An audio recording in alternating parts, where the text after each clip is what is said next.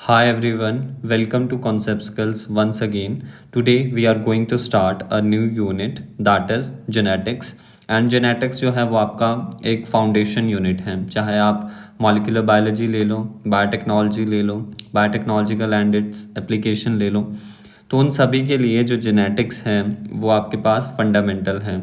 Different types of mutation जो है उनके लिए भी जेनेटिक्स का आपके पास मेंडलिज्म उसके लिए आना आपके लिए मस्ट है।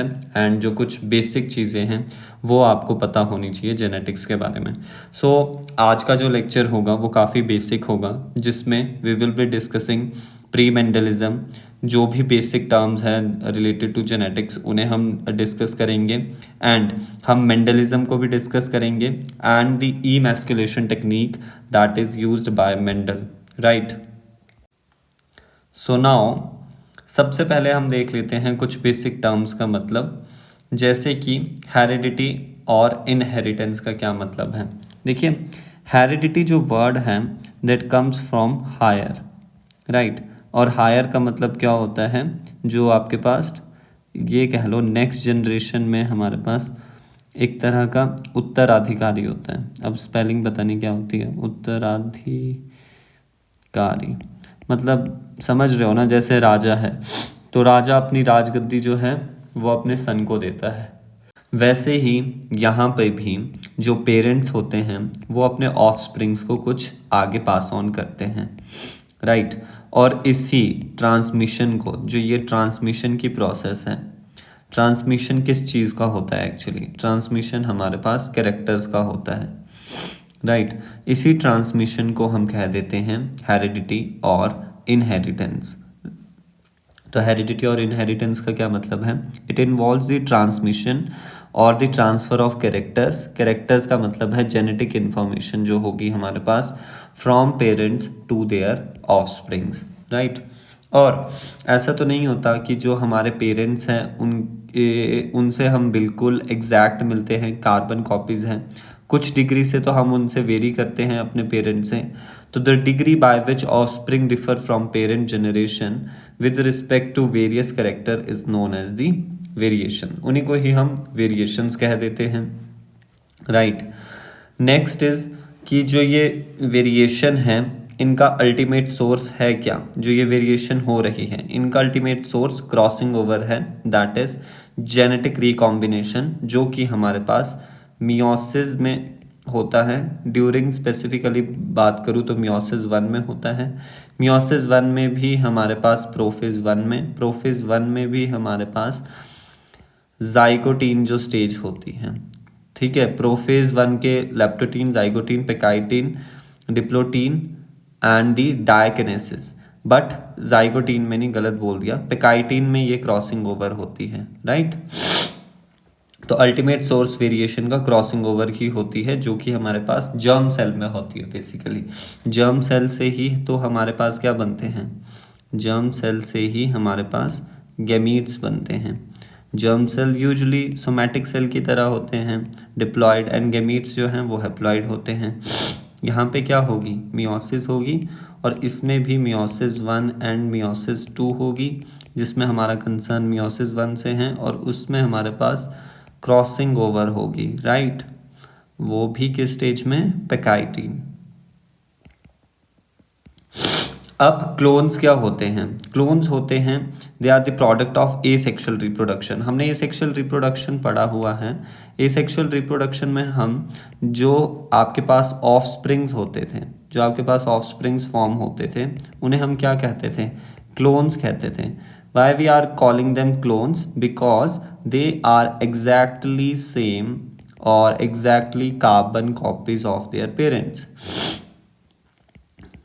Carbon copies of their parents, यानी वो मॉर्फोलॉजिकली एंड जेनेटिकली बिल्कुल सेम है, जेनेटिकली बिल्कुल सेम है as that to their parents, right. और अगर आप चाहते हैं कि जेनेटिक इन्फॉर्मेशन में कोई चेंज ना है, ठीक है। जेनेटिक इन्फॉर्मेशन का क्या मतलब है, जेनेटिक इन्फॉर्मेशन का मतलब है कि आपके पास न्यूक्लिक एसिड में कोई चेंज ना है, राइट। न्यूक्लिक एसिड में नो चेंज, कोई चेंज नहीं चाहते आप, तो किस रिप्रोडक्शन को आप प्रेफर करोगे, एसेक्सुअल रिप्रोडक्शन या फिर सेक्सुअल रिप्रोडक्शन? बताओ कि genetic information as it is रहनी चाहिए। देखिए सेक्सुअल रिप्रोडक्शन में वी नो कि हमारे पास जेनेटिक रिकॉम्बिनेशन होता है, तो वहाँ तो जेनेटिक मटेरियल का रिकॉम्बिनेशन होता है, तो जेनेटिक इन्फॉर्मेशन चेंज होती है। एसेक्सुअल रिप्रोडक्शन में हमने कहा they are morphologically and genetically similar to their parent, तो we will prefer asexual reproduction जहाँ पे हमें जेनेटिक इन्फॉर्मेशन को एज इट इज़ रखना होता है। तो clone is a product of asexual reproduction, clones are carbon copies of one another and also similar to their parents. क्या बोल रहे हैं हम, क्लोन्स आपस में भी सिमिलर होते हैं यानी उनके सिबलिंग्स, और वो पेरेंट्स के भी सिमिलर होते हैं। क्लोन्स जो है वो कॉमन एंसेस्टर से डिराइव होते हैं और वो genetically and morphologically similar to their parents and among individuals of the same generation, आपस में भी वो सेम होते हैं। अब जेनेटिक्स है क्या? जेनेटिक्स वो ब्रांच है साइंस की जो डील करती है with study of this heredity and variation, this heredity inheritance of characters and the degree by which the offsprings जो है वेरिड फ्रॉम देयर पेरेंट्स, उसी को ही हम जेनेटिक्स में डिस्कस करते हैं। अब जेनेटिक्स के 3 काल है। एराज का मतलब क्या होता है? काल, ठीक है, मतलब टाइम पीरियड्स। जेनेटिक्स के 3 टाइम पीरियड्स थे और हैं, जैसे कि pre Mendelism, Mendelism, post Mendelism. ये 2 तो चले गए। अब पोस्ट मेंडलिज्म तो अभी तक चलता ही आ रहा है, जो भी डिस्कवरीज अभी तक हो रही है, राइट। प्री मेंडलिज्म था जो मेंडल के पहले था, फिर मेंडलिज्म आया, यानी कि जो मेंडल ने जो भी डिस्कवरीज की, कहाँ से मेंडलिज्म को हम क्या बोल सकते हैं, कहाँ से कहाँ तक? मेंडल ने स्टार्ट किया था अपना work at the age of 34, और वो थे 1856 से लेके उन्होंने सिर्फ 7 साल तक काम किया था, दैट इज 18 क्या हुआ, 7 साल हो गए 1863, राइट। 7 ईयर्स तक उन्होंने काम किया, बट इतना नहीं था मेंडलिज्म। मेंडलिज्म आपके पास चला था, हम बोल सकते हैं 1856 से 1900 तक, बिकॉज यहाँ तक आपके पास जो है इनका वर्क डिस्कवर नहीं हुआ था। 1900 क्या 1903 कह लो। आफ्टर 1903 क्या था, जो पोस्ट मेंडलिज्म था, यानी मेंडल के बाद की डिस्कवरीज, यानी डेविएशन फ्रॉम मेंडल लॉज, वो सारा जो है वो डिस्कवर होना स्टार्ट हो गया। तो आज हम प्री मेंडलिज्म को कंप्लीट करेंगे एंड मेंडलिज्म की कुछ बातें आज हम डिस्कस करेंगे, राइट। प्री मेंडलिज्म में हमारे पास बेसिकली क्या आता है, प्री मेंडलिज्म में हमारे पास ब्लेंडिंग इनहेरिटेंस की थ्योरी आती है।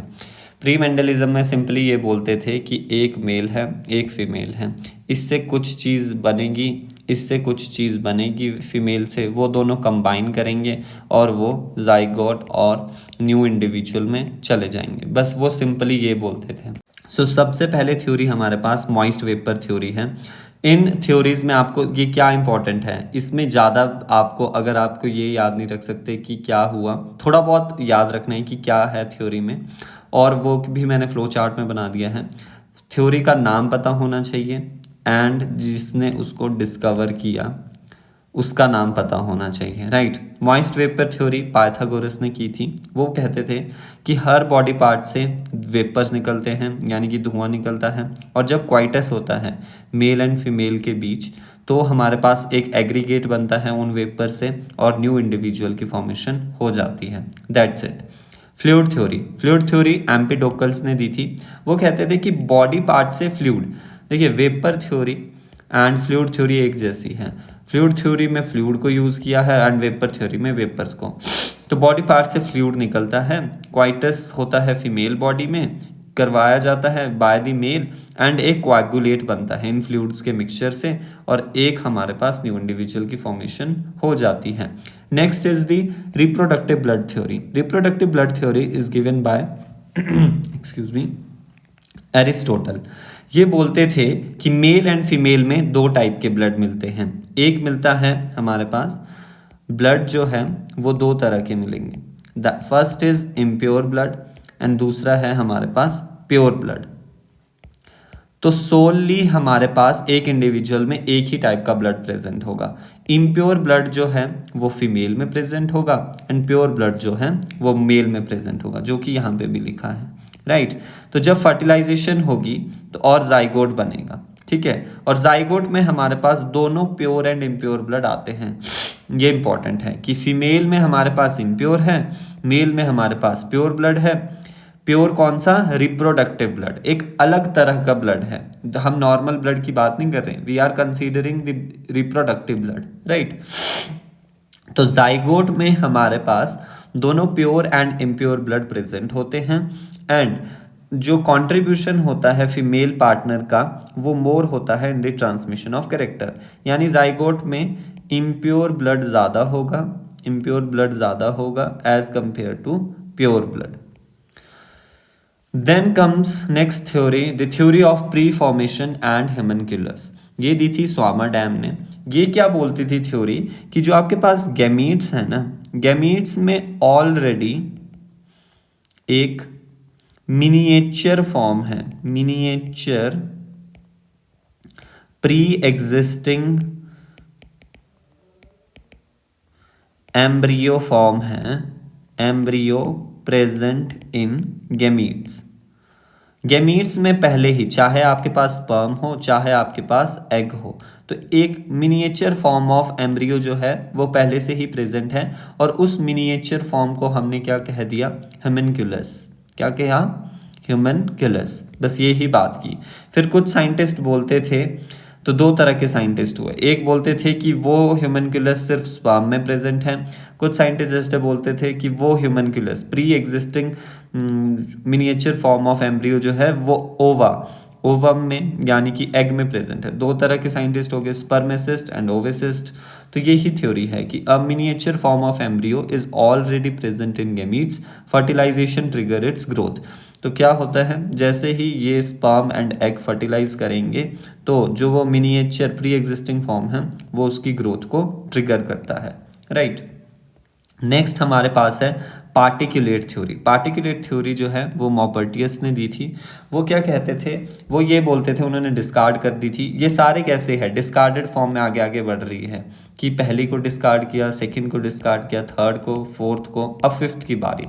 तो ये बोलते थे कि कोई भी प्री एम्ब्रियो फॉर्म जो है वो गैमीट्स में प्रेजेंट नहीं है। हाँ, वो ये बोलते थे कि सारे बॉडी पार्ट्स के जितने भी सेल्स हैं उसमें कुछ सर्टेन पार्टिकल्स उन सेल्स में हमारे पास प्रेजेंट है, और ये सारे पार्टिकल्स जो है वो गैमीट्स में एग्रीगेट करते हैं, एक साथ चले जाते हैं and then passed on to the next generation. और ऐसे ही ये पार्टिकल जो है नेक्स्ट जनरेशन में पास हो जाते हैं। फ्यू ईयर्स लेटर क्या हुआ, ये पार्टिकुलेट थ्योरी जो है उसे मॉडिफाइड किया गया by the theory of pangenesis. And theory of pangenesis ये इंपॉर्टेंट है बिकॉज इस बार इससे क्वेश्चन आया था। दैट थ्योरी ऑफ पैनजेनेसिस जो है वो किसने दी थी? चार्ल्स डार्विन ने। यूजुअली हम चार्ल्स डार्विन को बस क्या सोच लेते हैं कि बस हाँ जी नेचुरल सिलेक्शन के बारे में इन्होंने बताया है, और उसमें ऑप्शन भी कुछ ऐसे ही कंफ्यूजिंग दिए थे। बट आपको मैं सिंपली अभी एक ट्रिक से सारी ये थ्योरीज के नाम और उनके डिस्कवरर जो हमारा मेन मुद्दा है उसे हम लर्न कर लेंगे। पैनजेनेसिस थ्योरी में, please excuse my voice students अगर आपको थोड़ा अजीब लग रहा है, I am little under the weather. So Charles Darwin ने यही कहा कि हर एक बॉडी सेल में हमारे पास माइनस नहीं, minute, these are minute particle. हर एक बॉडी सेल में कुछ माइन्यूट पार्टिकल हैं जिन्हें हम पैनजीन्स और जेम्यूल्स कहते हैं। ये इंपॉर्टेंट पॉइंट है कि हर एक बॉडी सेल में हमारे पास क्या होंगे? माइन्यूट पार्टिकल्स होंगे, राइट। उन माइन्यूट पार्टिकल्स को हमने कह दिया पैनजीन्स एंड दी जेम्यूल्स, राइट। फिर ये कहते हैं कि ये पैनजीन्स और पार्टिकल्स जो है ये ब्लड के थ्रू हमारे पास गैमीट्स में एग्रीगेट करते हैं। फिर गैमीट्स में जब जाते हैं तो जब दोनों गैमीट जुड़ेंगे तो फिर ये जाइगोट में भी चले जाते हैं। और हर एक पार्टिकल, ये पार्टिकल्स जो हैं ये गाइड करते हैं किसका?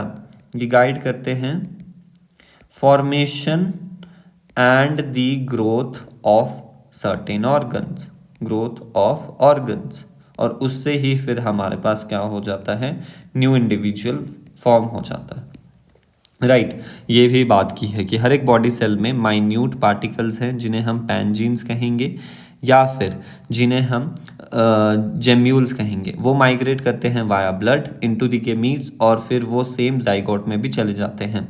In the zygote they guides the formation and the growth of organs, and उससे हमारे पास फिर एम्ब्रियो की फॉर्मेशन हो जाती है एंड न्यू इंडिविजुअल फिर फॉर्म हो जाता है। Last but not the least, that theory of continuity of germ plasm और the theory of germ plasm, ये दी थी हमारे पास वीजमैन ने। ये सिंपली बोलते थे कि दो तरह के साइटोप्लाज्म होते हैं, ठीक है। एक होता है हमारे पास सोमेटोप्लाज्म, एक होता है हमारे पास जर्म प्लाज्म। अब सोमेटोप्लाज्म एज द नेम सजेस्ट किस में प्रेजेंट होगा, सोमेटिक सेल में प्रेजेंट होता है। और ये सोमेटिक सेल कैसे होते हैं, मॉर्टल हो जाते हैं, बिकॉज जब इंडिविजुअल की डेथ होगी तो इनकी भी हो जाएगी। जर्म प्लाज्म में क्या होता है, जर्म प्लाज्म कहाँ होता है, जर्म सेल्स और सेक्स सेल्स में प्रेजेंट होता है, या फिर हम कह सकते हैं गैमीट्स में प्रेजेंट होता है, जो कि इमॉर्टल होता है। क्यों इसे इमॉर्टल कहा, इमॉर्टल इसलिए कहा because it is passed on to next generation. Next generation में ये पास कर गया, तो फिर जब वो जनरेशन बनी तो उसमें तो फिर वो वाला प्लाज्म जो है वो सर्वाइव रहा। इसीलिए बस यही कहा कि जो जर्म प्लाज्म होता है वो कंटिन्यूड रहता है, जनरेशन आफ्टर जनरेशन जो है वो जर्म प्लाज्म कंटिन्यूड रहता है। तो यही इस थ्योरी में बोला था, साइटोप्लाज्म दो तरह के, somatoplasm germ plasm. Somatoplasm somatic cell and वो मॉर्टल होता है, जर्म प्लाज्म जो है वो जर्म सेल्स और में प्रेजेंट होगा और वो इमॉर्टल होगा, और जर्म प्लाज्म 1 बाय 1 जनरेशन से पास होता रहता है। अब हमारे लिए ट्रिक क्या है, ट्रिक हमारे पास सिंपल है कि मोस्ट फेमस जो राहुल गांधी जी हैं, राहुल ने प्रेम प्यारी प्रियंका गांधी को पीज ऐसे लिखना है, मटर, पीस को हम मटर कहते हैं, मटर एंड दाल से विश किया। क्योंकि प्रियंका गांधी इतनी वो है मतलब शौकीन खाने की कि उनको सिंपल खाना बहुत पसंद है, तो उन्होंने क्या बनाया, राहुल गांधी जी ने उनके लिए पीस यानी मटर और दाल से उनको विश किया। तो मोस्ट से आपको याद रखना है मॉइस्ट वेपर थ्योरी, फेमस से फ्लर्ट थ्योरी, राहुल ने रिप्रोडक्टिव थ्योरी, प्रेम से याद रखना है प्री फॉर्मेशन थ्योरी, प्यारी से याद रखना है पार्टिकुलेट थ्योरी, प्रियंका से याद रखना है पैनजेनेसिस एंड गांधी से जर्म प्लाज्म। अब ये मॉइस्ट वेपर थ्योरी किसने दी थी, पाइथागोरस, वो पी से याद रखेंगे। फ्लूइड थ्योरी एम्पीडोकल्स ने, रिप्रोडक्टिव ब्लड थ्योरी एरिस्टोटल ने, देन प्री फॉर्मेशन और ह्यूमनकुलस थ्योरी जो है स्वामरडैम, मटर यानी पार्टिकुलर थ्योरी मॉपर्टियस ने, एंड प्रियंका से मतलब Darwin, pangenesis theory and the germ plasm theory by Weismann. तो बस इससे ही आपके पास सारा क्वेश्चन सॉल्व हो गया। लास्ट में बस अगर आपसे ये भी नहीं याद हो रहा कि किसने क्या थ्योरी दी, तो सिंपली बस इनके नाम याद कर लो एंड डिस्कवरर्स के नाम याद कर लो। Now we discuss basic terms related to genetics. तो सबसे पहले हम देखेंगे difference between the chromosome, DNA and the gene, right. So chromosome basically है क्या, क्रोमोसोम हमारे पास जो आपके पास क्रोमेटिन मटेरियल है, हमें पता है लेट्स से ये हमारे पास एक सेल है, राइट। और इस सेल के अंदर क्या प्रेजेंट होता है, इस सेल के अंदर हमारे पास न्यूक्लियस प्रेजेंट होता है, nucleus, right. And with in this nucleus हमारे पास क्या प्रेजेंट होता है, विद इन दिस न्यूक्लियस हमारे पास जेनेटिक मटेरियल प्रेजेंट है, जो कि ऐसा पड़ा हुआ है, राइट। सो दिस इज अ क्या, ये है हमारे पास क्रोमेटिन। अब क्रोमेटिन में एक्चुअली क्या क्या प्रेजेंट होता है, क्रोमेटिन में हमारे पास 40% तो डीएनए प्रेजेंट होता है, देन 50% हमारे पास हिस्टोन प्रोटीन्स प्रेजेंट होती है, राइट। एंड 8% के करीब non histone chromosomal protein, and 2.5% हमारे पास आरएनए भी प्रेजेंट होता है, राइट। तो ये क्रोमेटिन की कॉम्पोजिशन है। अब क्रोमेटिन में हम बोल रहे हैं कि डीएनए भी प्रेजेंट है, तो डीएनए हमारे पास पॉलीन्यूक्लियोटाइड सीक्वेंस है, क्या है, पॉलीन्यूक्लियोटाइड सीक्वेंस, यानी बहुत सारी न्यूक्लियोटाइड जो हैं वो एक साथ प्रेजेंट होगी। Polynucleotide, 2 polynucleotide chains joined together by hydrogen bond, together by hydrogen bond। ये हो गया हमारे पास डीएनए। तो डीएनए कुछ ऐसा है, राइट। या और अच्छे से बनाऊं तो ये डीएनए, ठीक है।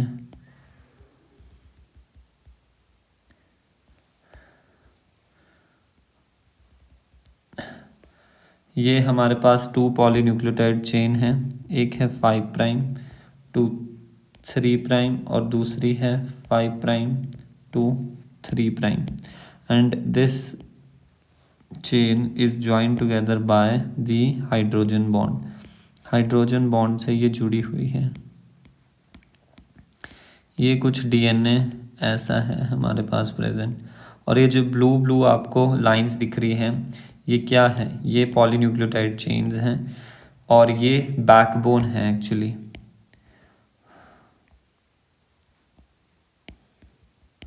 Polynucleotide chain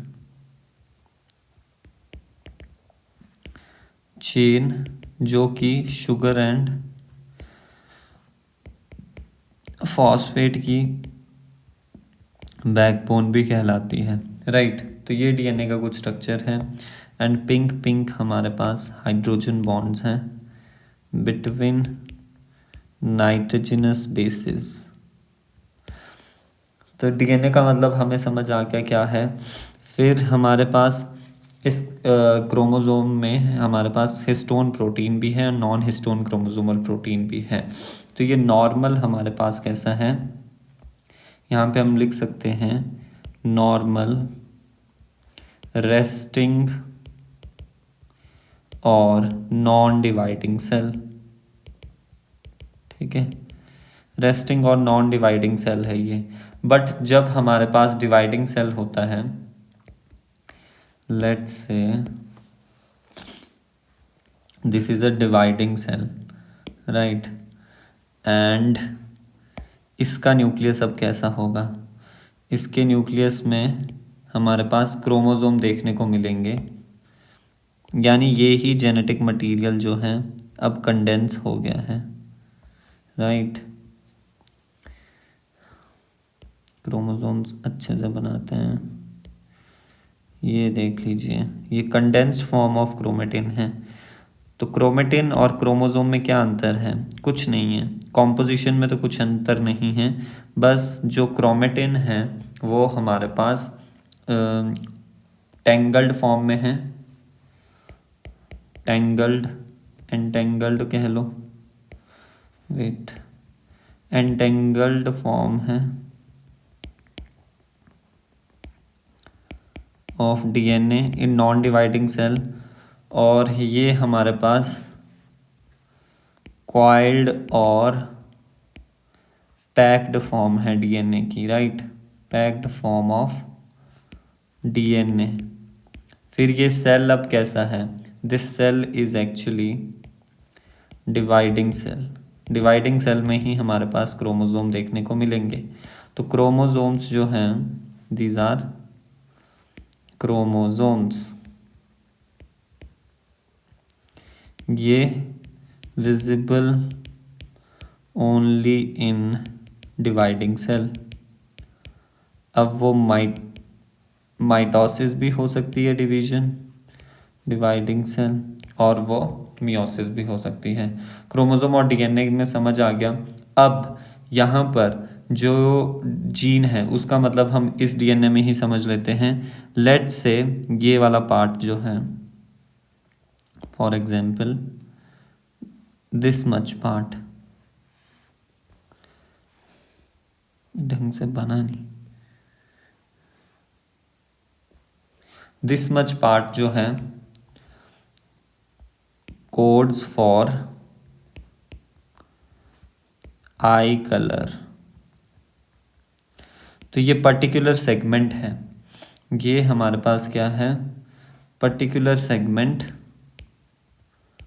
particular segment of DNA जो कि कोड कर रहा है पर्टिकुलर फिनोटाइप के लिए, which codes for specific phenotype is known as gene, वो जीन कहलाएगा। डीएनए का वो पर्टिकुलर सेगमेंट जो किसी फिनोटाइप के लिए हमारे पास कोड कर रहा है, पर्टिकुलर फिनोटाइप के लिए, उसी को ही हम क्या कह देंगे, जीन कह देंगे, राइट। तो यहाँ से हम जीन के बारे में भी समझ चुके हैं, राइट। नेक्स्ट हमारे पास आता है, जीन को ही हम आगे चल के लेंगे एंड हम समझेंगे अब होमोलोगस क्रोमोसोम के बारे में। होमोलोगस क्रोमोसोम, तो ये नंबरिंग करते चलते हैं, first, second and third, right. Next है हमारे पास होमोलोगस क्रोमोसोम, होमोलोगस क्रोमोसोम्स। क्या होते हैं होमोलोगस क्रोमोसोम्स? होमोलोगस क्रोमोसोम हमारे पास एक्चुअली पेयर ऑफ क्रोमोसोम होता है, पेयर ऑफ क्रोमोसोम होता है विच कंटेन्स वन क्रोमोसोम। एक क्रोमोसोम कहाँ से आता है? From father and other chromosome जो है वो हमारे पास आता है मदर से। तो यहाँ पे थोड़ा ध्यान देंगे, for example, wait,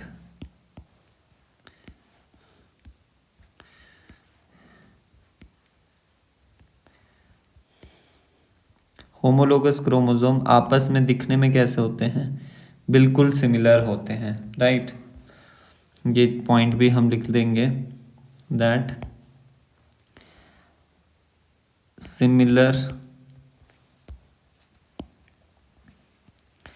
similar in shape, size, number of genes कितने होंगे, location of jeans,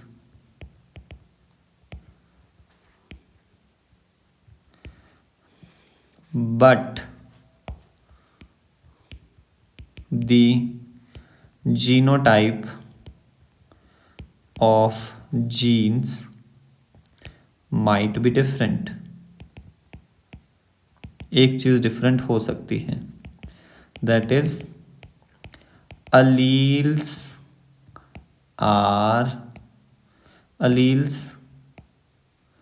may be different। Same भी हो सकते हैं बट डिफरेंट भी हो सकते हैं, राइट। कुछ भी हो सकता है। तो फॉर एग्जाम्पल ये है हमारे पास, क्या है, होमोलोगस क्रोमोसोम है, होमोलोगस क्रोमोसोम। लेट से हम ह्यूमन की बात कर रहे हैं और ह्यूमन में ये 22nd है, ठीक है, 22nd पेयर है ये। तो यहाँ पे हमने बोला साइज इनका सेम होगा, साइज देख लो दोनों का ही सेम है। देन इनके पास जितने भी नंबर ऑफ जीन्स प्रेजेंट होंगे, लेट से इसमें x नंबर ऑफ जीन्स हैं तो इस वाले क्रोमोसोम में भी x नंबर ऑफ जीन्स होंगे एंड लोकेशन भी जीन्स का सेम होगा। फॉर एग्जांपल इस लोकेशन में जो जीन आ रहा है वो कोड करता है आई कलर के लिए, तो जो ये साथ वाला इसका क्रोमोसोम होगा, पेयर होमोलोग होगा, इसे हम होमोलोग कहते हैं, होमोलोग ऑफ दिस, या फिर हम इसे भी कह देते हैं होमोलोग ऑफ दिस, राइट। तो यहाँ पर दोनों सेम लोकेशन पे हमारे पास सेम जीन्स होंगे, तो हम बोल सकते हैं similar in shape and size and location of genes, यानी genes present on same loci. ये लिख लेते हैं, genes present on same loci. तो जिस रीजन में जीन प्रेजेंट होते हैं उस रीजन में हम क्या कहते हैं, उस रीजन को हम लोकाई कहते हैं और सिंगुलर में हम लोकस कहते हैं, राइट। तो यहाँ पे हम जीन 1-2 दिखा देते हैं, ये वाला दिखा देते हैं, राइट। तो यहाँ पे भी सेम पोजीशन पे ही हमारे पास जीन प्रेजेंट होगा। फॉर एग्जांपल अब इसकी 2 कॉपीज हैं, राइट। तो यहाँ पे जीन क्या प्रेजेंट होगा, फॉर एग्जांपल कैपिटल ए है तो इस वाले के साथ भी कैपिटल ए होगा। और मैंने कहा इट माइट बी सेम, ये ऐसा भी हो सकता है, ये ऐसा, अगर ऐसा है तो ये ऐसा भी होगा, कुछ भी हो सकता है, इन दोनों में से कुछ भी हो सकता है, राइट। देन हमारे पास होमोलोगस क्रोमोसोम के बारे में एक और ख़ास पॉइंट हमें पता होना चाहिए कि क्रॉसिंग ओवर इन्हीं के बीच होती है। Crossing over occurs between homologous chromosomes, specifically non-sister chromatids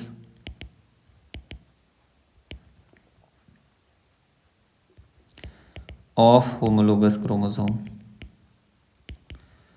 देखेंगे कौन सिस्टर है कौन नॉन सिस्टर है इस वाले क्रोमोसोम के लिए एंड इस वाले क्रोमोसोम के लिए ये सिस्टर क्रोमेटिड्स हैं, ठीक है, ये भी सिस्टर क्रोमेटिड्स हैं। बट ये आपस में ये दोनों या ये दोनों कैसी हैं, नॉन सिस्टर क्रोमेटिड्स, राइट। आ गया ना आपको समझ होमोलोगस क्रोमोसोम के बारे में। एंड बस इतना ही है होमोलोगस क्रोमोसोम के बारे में। अब मैं थोड़ा बहुत अलील के बारे में बात कर लेता हूँ। आप अलील से कंफ्यूज हो गए होंगे, तो व्हाट एक्चुअली अलील इज।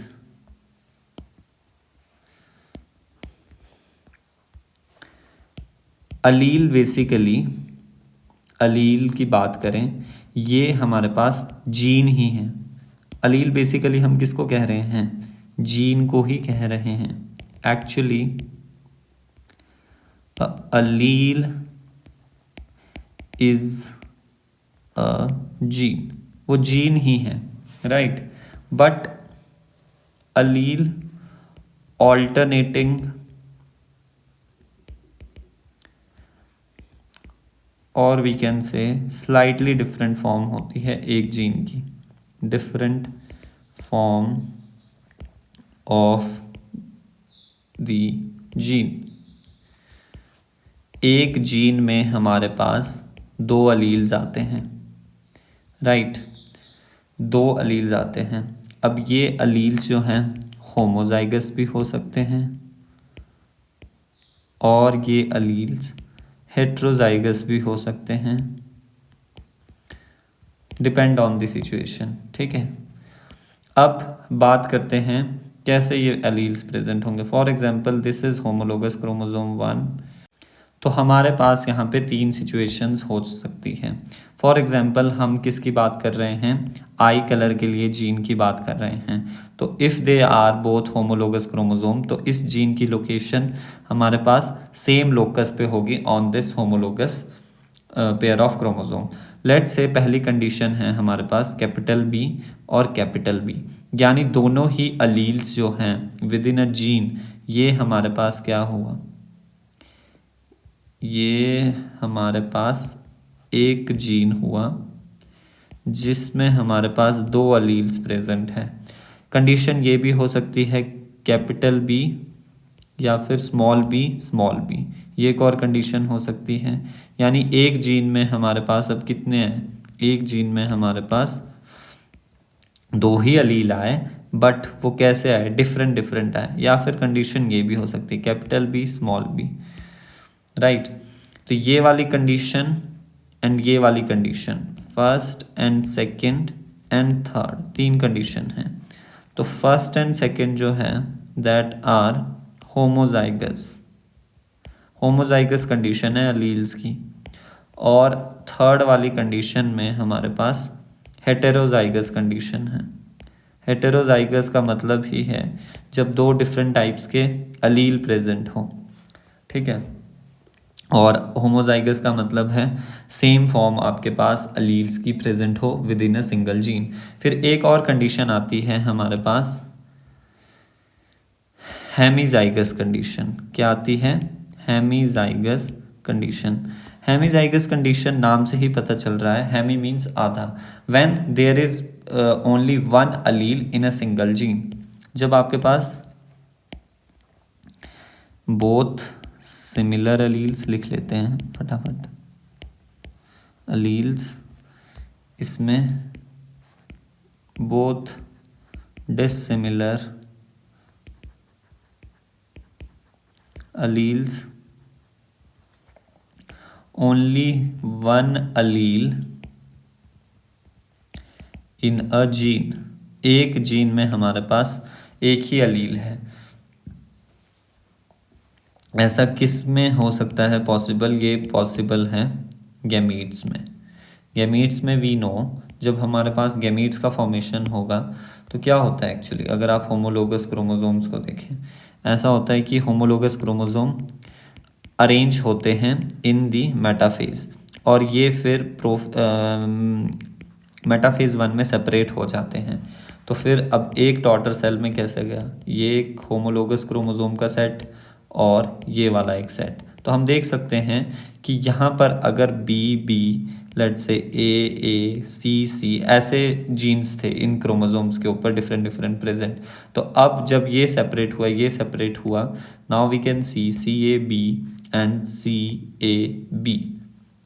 तो अब क्या हुआ, ये जो सेल है, एक सेल में हमारे पास ओनली वन अलील प्रेजेंट है इन अ जीन। तो ये गैमीट्स में पॉसिबल हो सकता है, और जिनमें सिर्फ वन सेट ऑफ क्रोमोसोम है, that is haploid organisms. Haploid organisms में भी ये पॉसिबल है। नेक्स्ट हमारे पास आता है इन्हीं अलील्स का dominant allele and recessive allele. ठीक है, नंबरिंग रहने देते हैं अब, dominant allele and the recessive allele. Dominant allele का क्या मतलब है? फॉर एग्जाम्पल हम वो ही अपने को कंसीडर कर रहे हैं, ये ही वाला कॉम्बिनेशन। तो यहाँ पर डोमिनेंट अलील जो है वो कैपिटल बी है, this is dominant allele and this is recessive allele. ऐसा हम क्यों कह रहे हैं? स्मॉल बी वाला डोमिनेंट क्यों नहीं है? डोमिनेंट अलील वो होता है जो अपने आप को एक्सप्रेस करता है in both homozygous and heterozygous condition. We saw, जब हम कैपिटल बी लिखते हैं तब भी ब्राउन आई कलर मिलता है, brown eye colour, and when we write capital B small B, उस टाइम भी हमारे पास ब्राउन आई कलर मिलता है। एंड जो ये कैपिटल बी है ये एक्चुअली ब्राउन कलर प्रोवाइड करता है, और ये हमारे पास येलो कलर प्रोवाइड करता है आई को। तो इस केस, इन दोनों केस में हमारे पास कैपिटल बी में भी ब्राउन, चलो मान लिया, जब कैपिटल बी स्मॉल बी हुआ तब भी ब्राउन, यानी इस वाले ने अपने आप को capital B dominates over small B, तो उसने अपना फिनोटाइप शो किया और इसके फिनोटाइप को क्या करवा दिया, मास्क करवा दिया। एंड स्मॉल बी जो है वो येलो कलर प्रोवाइड करता है। तो हम समझ गए, जो अलील अपने आप को both homozygous and heterozygous condition में एक्सप्रेस करे, that is dominant allele, and जो अलील अपने आप को सिर्फ होमोजाइगस कंडीशन में ही एक्सप्रेस कर पाए, that is recessive Aleel. Right, तो इसको लिख लेते हैं, allele which express itself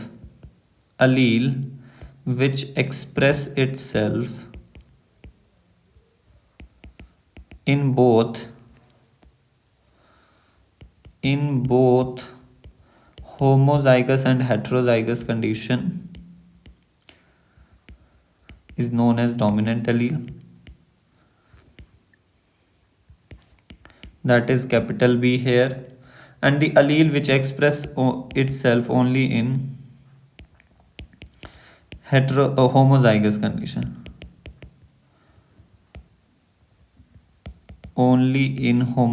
condition, that is known as recessive allele, that is small b here. right, तो इतना हम डिस्कस कर लिया। अब कुछ और टर्म्स को देखते हैं। फिनोटाइप एंड जीनोटाइप क्या होता है यही समझ लेते हैं। फिनोटाइप एंड जीनोटाइप का भी मतलब, फिनोटाइप का मतलब सिंपली है किसी ऑर्गेनिज्म की जो फिजिकल अपीयरेंस है वो कैसी है, फिजिकल अपीयरेंस यानी वो दिख कैसा रहा है। किसी कैरेक्टर की बात कर रहे हैं हम तो वो फिजिकली दिख कैसा रहा है। फॉर एग्जांपल हमारे पास ये जीन है, वेट जीनोटाइप को भी लिख लेते हैं पहले। जीनोटाइप का मतलब है जेनेटिक मेकअप ऑफ जीन्स और अलील्स, कुछ भी कह सकते हैं हम। फॉर एग्जांपल हमारे पास आई कलर की बात कर रहे हैं हम, राइट। आई कलर जो है वो दो तरह का हो सकता है, ब्राउन एंड येलो। तो ये क्या है, फिजिकली हमें ये चीज़ दिख रही है। तो ब्राउन एंड येलो कलर जो है that is phenotype, yellow I colour that is phenotype. And genotype means, तो जो ये ब्राउन कलर है वो कौन प्रोवाइड कर रहा है, कैपिटल बी या फिर capital B small B. And ये येलो कलर जो है वो स्मॉल बी प्रोवाइड कर रहा है।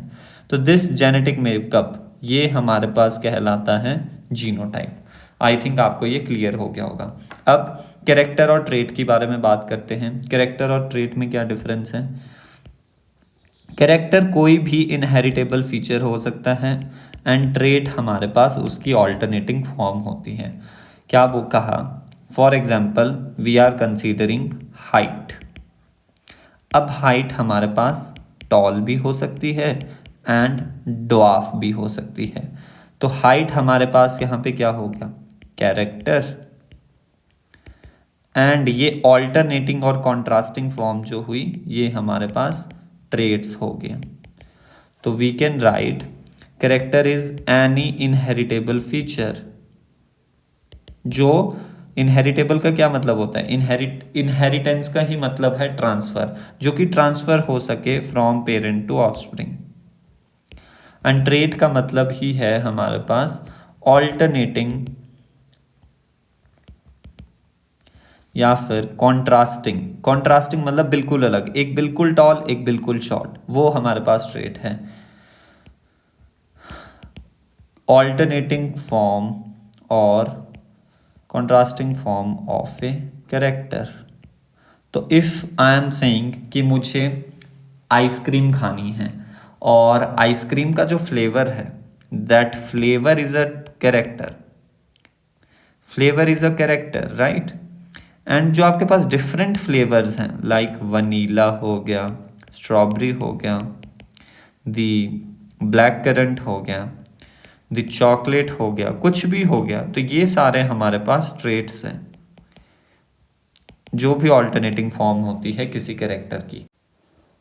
अब हम थोड़ा बहुत किसके बारे में देखेंगे, सेल्फ फर्टिलाइजेशन, क्रॉस फर्टिलाइजेशन, ये सारे क्या चीज़ें हैं। सेल्फ फर्टिलाइजेशन या फिर समटाइम हम इसे इंटरचेंजेबली सेल्फ पॉलिनेशन भी कह देते हैं। एंड दूसरा है हमारे पास क्रॉस फर्टिलाइजेशन, क्रॉस फर्टिलाइजेशन या फिर क्रॉस पॉलिनेशन, कुछ भी हम कह सकते हैं, बट मोर स्पेसिफिकली इसका मतलब cross fertilization and self fertilization ही है। जब हम क्रॉस करते हैं बिटवीन दी सेम जीनोटाइप वाले ऑर्गेनिज्म के बीच, ठीक है, जब हम क्रॉस करेंगे between organism with same genotype, तो इसको पहले लिख ले, पहले लिख लेते हैं। Cross among individual of same genotype, individual of same genotype, दोनों का सेम जीनोटाइप, मेल का भी एंड फीमेल का भी जीनोटाइप सेम होना चाहिए। फॉर एग्जाम्पल यहाँ पर हमने लिया कैपिटल टी, तो फीमेल भी कैपिटल टी लेनी पड़ेगी। अगर यहाँ पे हमने स्मॉल टी लिया मेल, तो फीमेल भी स्मॉल टी लेना पड़ेगा। अगर हमने मेल हेट्रोजाइगस लिया तो फीमेल भी हेट्रोजाइगस लेनी पड़ेगी। अगर हमने ये वाला करवा दिया then it is not a self fertilization, फिर ये हमारे पास क्रॉस फर्टिलाइजेशन हो जाएगा। तो हम क्रॉस फर्टिलाइजेशन को लिख सकते हैं cross among individual of different genotype. Among individual of different genotypes, यानी दोनों मेल एंड फीमेल का आपस में जीनोटाइप जो है वो अलग अलग होना चाहिए, कभी भी सेम नहीं होना चाहिए। फॉर एग्जांपल, अगर ये कैपिटल टी है तो ये स्मॉल टी, अगर ये कैपिटल टी है तो ये कैपिटल टी स्मॉल टी, अगर ये स्मॉल टी है तो ये कैपिटल टी स्मॉल टी, या फिर अगर ये, बस यही पॉसिबिलिटीज़ है। अगर कोई और भी होगी तो आप देख लेना, बट आपको समझ आ गया कि cross fertilization and self fertilization का क्या मतलब है। अब जो हमारे पास ये वाली कंडीशन होती है ना, ध्यान से देखना, कैपिटल टी या फिर स्मॉल टी या फिर कैपिटल टी स्मॉल टी, इनका कुछ मतलब होता है। दिस मीन्स दी प्योर और होमोजाइगस, ऐसे हम इनको लिखेंगे। समटाइम्स आपको दिया होगा pure tall plant, homozygous tall plant, और इसे हम कह देते हैं हाइब्रिड। हाइब्रिड का एक्चुअली क्या मतलब होता है, हाइब्रिड की अगर मैं बात करूं तो हाइब्रिड का कुछ मतलब है that is offsprings produced after cross fertilization. Cross fertilization के बाद जो ऑफस्प्रिंग्स आपके पास प्रोड्यूस्ड हुए उन्हें ही हम क्या कह देते हैं, हाइब्रिड कह देते हैं। फॉर एग्जाम्पल, हम एक क्रॉस कंसीडर करते हैं, let's say we are considering cross fertilization, और क्रॉस फर्टिलाइजेशन कुछ ऐसी है या फिर कुछ ऐसी है, small T. This is cross fertilization, not the self fertilization, remember, cross fertilization. तो यहाँ से गैमीट बनेगा कैपिटल टी, यहाँ से बनेगा स्मॉल टी, बस इसी टाइप के गैमीट्स बनेंगे। तो जब इनका आप फ्यूजन करवाओगे तो capital T small T, capital T small T, बस इसी टाइप के आपके पास क्या बनेंगे, इंडिविजुअल बनेंगे। तो इन सभी को हम क्या कह देंगे, ये बन गए हमारे पास हाइब्रिड्स। नेक्स्ट हमारे पास आता है सेल्फिंग। सेल्फिंग का क्या मतलब होता है, अब ध्यान से देख लो। ये थी हमारे पास पेरेंट जनरेशन, ये थे हमारे पास गैमीट्स, और ये थी हमारे पास F1 के हाइब्रिड। F1 जनरेशन है, that's why we call them F1 hybrid, क्योंकि हाइब्रिड प्रोड्यूस हो रहे हैं। अब सेल्फिंग का क्या मतलब है, सेल्फिंग का मतलब होता है cross among individual of same generation, same generation के, cross among individual of same generation. जैसे कि हम यहाँ देख सकते हैं ये F1 है, तो F1 वाले मेल और F1 वाले फीमेल के साथ जो है क्रॉस करवाना। फॉर एग्जाम्पल, यहाँ पे ही हम लिख सकते हैं F1 hybrid crossed with F1 hybrid, और वी कैन से F2 के इंडिविजुअल को आप F2 के साथ क्रॉस करवाएं, उसे ही हम सेल्फिंग कहते हैं, राइट। अब पुन्नेट स्क्वायर क्या होता है उसे भी देख लेते हैं। चलो पुन्नेट स्क्वायर को अभी डिस्कस कर लेते हैं, बाद के लिए क्यों रखना। पुन्नेट स्क्वायर एक ग्राफिकल रिप्रेजेंटेशन होता है जहाँ पे हम सारी ऑल पॉसिबल प्रोबेबिलिटीज़ को लिखते हैं, किसकी, जीनोटाइप्स की प्रोबेबिलिटीज़ को लिखते हैं। फॉर एग्जांपल, जब आप F1 का यहाँ पे अब क्रॉस करवाओगे F1 के हाइब्रिड्स के बीच, राइट, तो यहाँ पे ही कंसीडर करते हैं capital T small T, capital T. अब ये हमें पुन्नेट स्क्वायर की फॉर्म में लिखना है, तो पहले इसके गैमीट्स बना लो, these are the gametes, capital T small T. तो ये आ गया F1, ये आ गए गैमीट्स।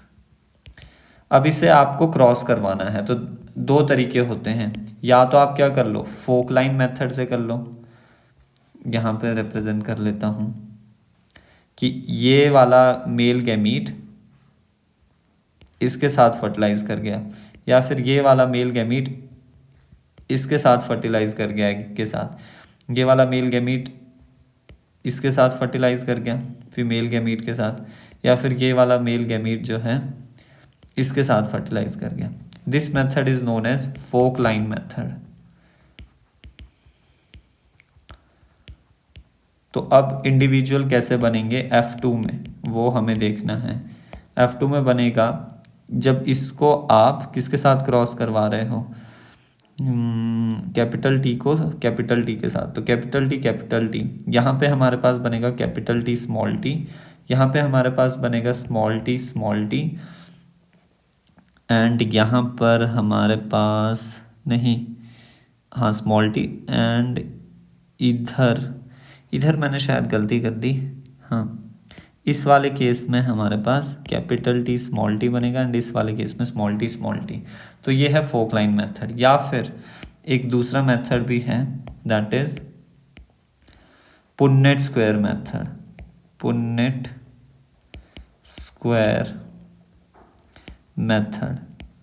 पुन्नेट स्क्वायर मेथड में क्या होता है, हम एक बॉक्स बनाते हैं, राइट, और इसको थोड़ा शिफ्ट करते हैं, यहाँ पे बॉक्स बना लिया एंड फिर इसमें हम लाइंस लगाएंगे। कैसे कैसे वो आप ध्यान से देखना। ये इधर लाइन लगाई एंड इधर लाइन लगाई, एंड यहाँ पर फिर हम मेल एंड फीमेल गैमीट्स को रिप्रेजेंट करते हैं। मेल एंड फीमेल गैमीट्स, एक तरफ को मेल गैमीट्स, एक तरफ को फीमेल गैमीट्स। तो मेल गैमीट्स कैसे कैसे बने हैं, ये है हमारे पास, फॉर एग्जांपल ये मेल था, ये फीमेल था। तो कैपिटल टी स्मॉल टी। तो पुन्नेट स्क्वायर में हम जो स्क्वायर्स होंगे उनके अंदर क्या लिखेंगे, genotype, possible genotype of the offspring. Capital T को कैपिटल टी के साथ क्रॉस कराया तो कैपिटल टी, इस कैपिटल टी को स्मॉल टी के साथ कराया तो capital T small T. Same आगे हो जाएगा, that is capital T small T. यानी जब हमने इस स्मॉल टी को कैपिटल टी के साथ क्रॉस कराया तो कैपिटल टी स्मॉल टी, और जब हमने इस स्मॉल टी को स्मॉल टी के साथ क्रॉस करवाया तो स्मॉल टी हमारे पास प्रोड्यूस हुआ। तो पुन्नेट स्क्वायर की अगर आप इसको स्टेटमेंट की फॉर्म में लेके आए तो क्या होगा, ये हमारे पास ग्राफिकल रिप्रेजेंटेशन होता है, graphical representation of all possible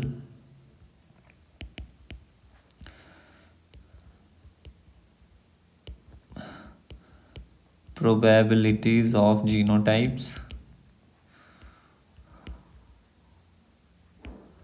in a single cross.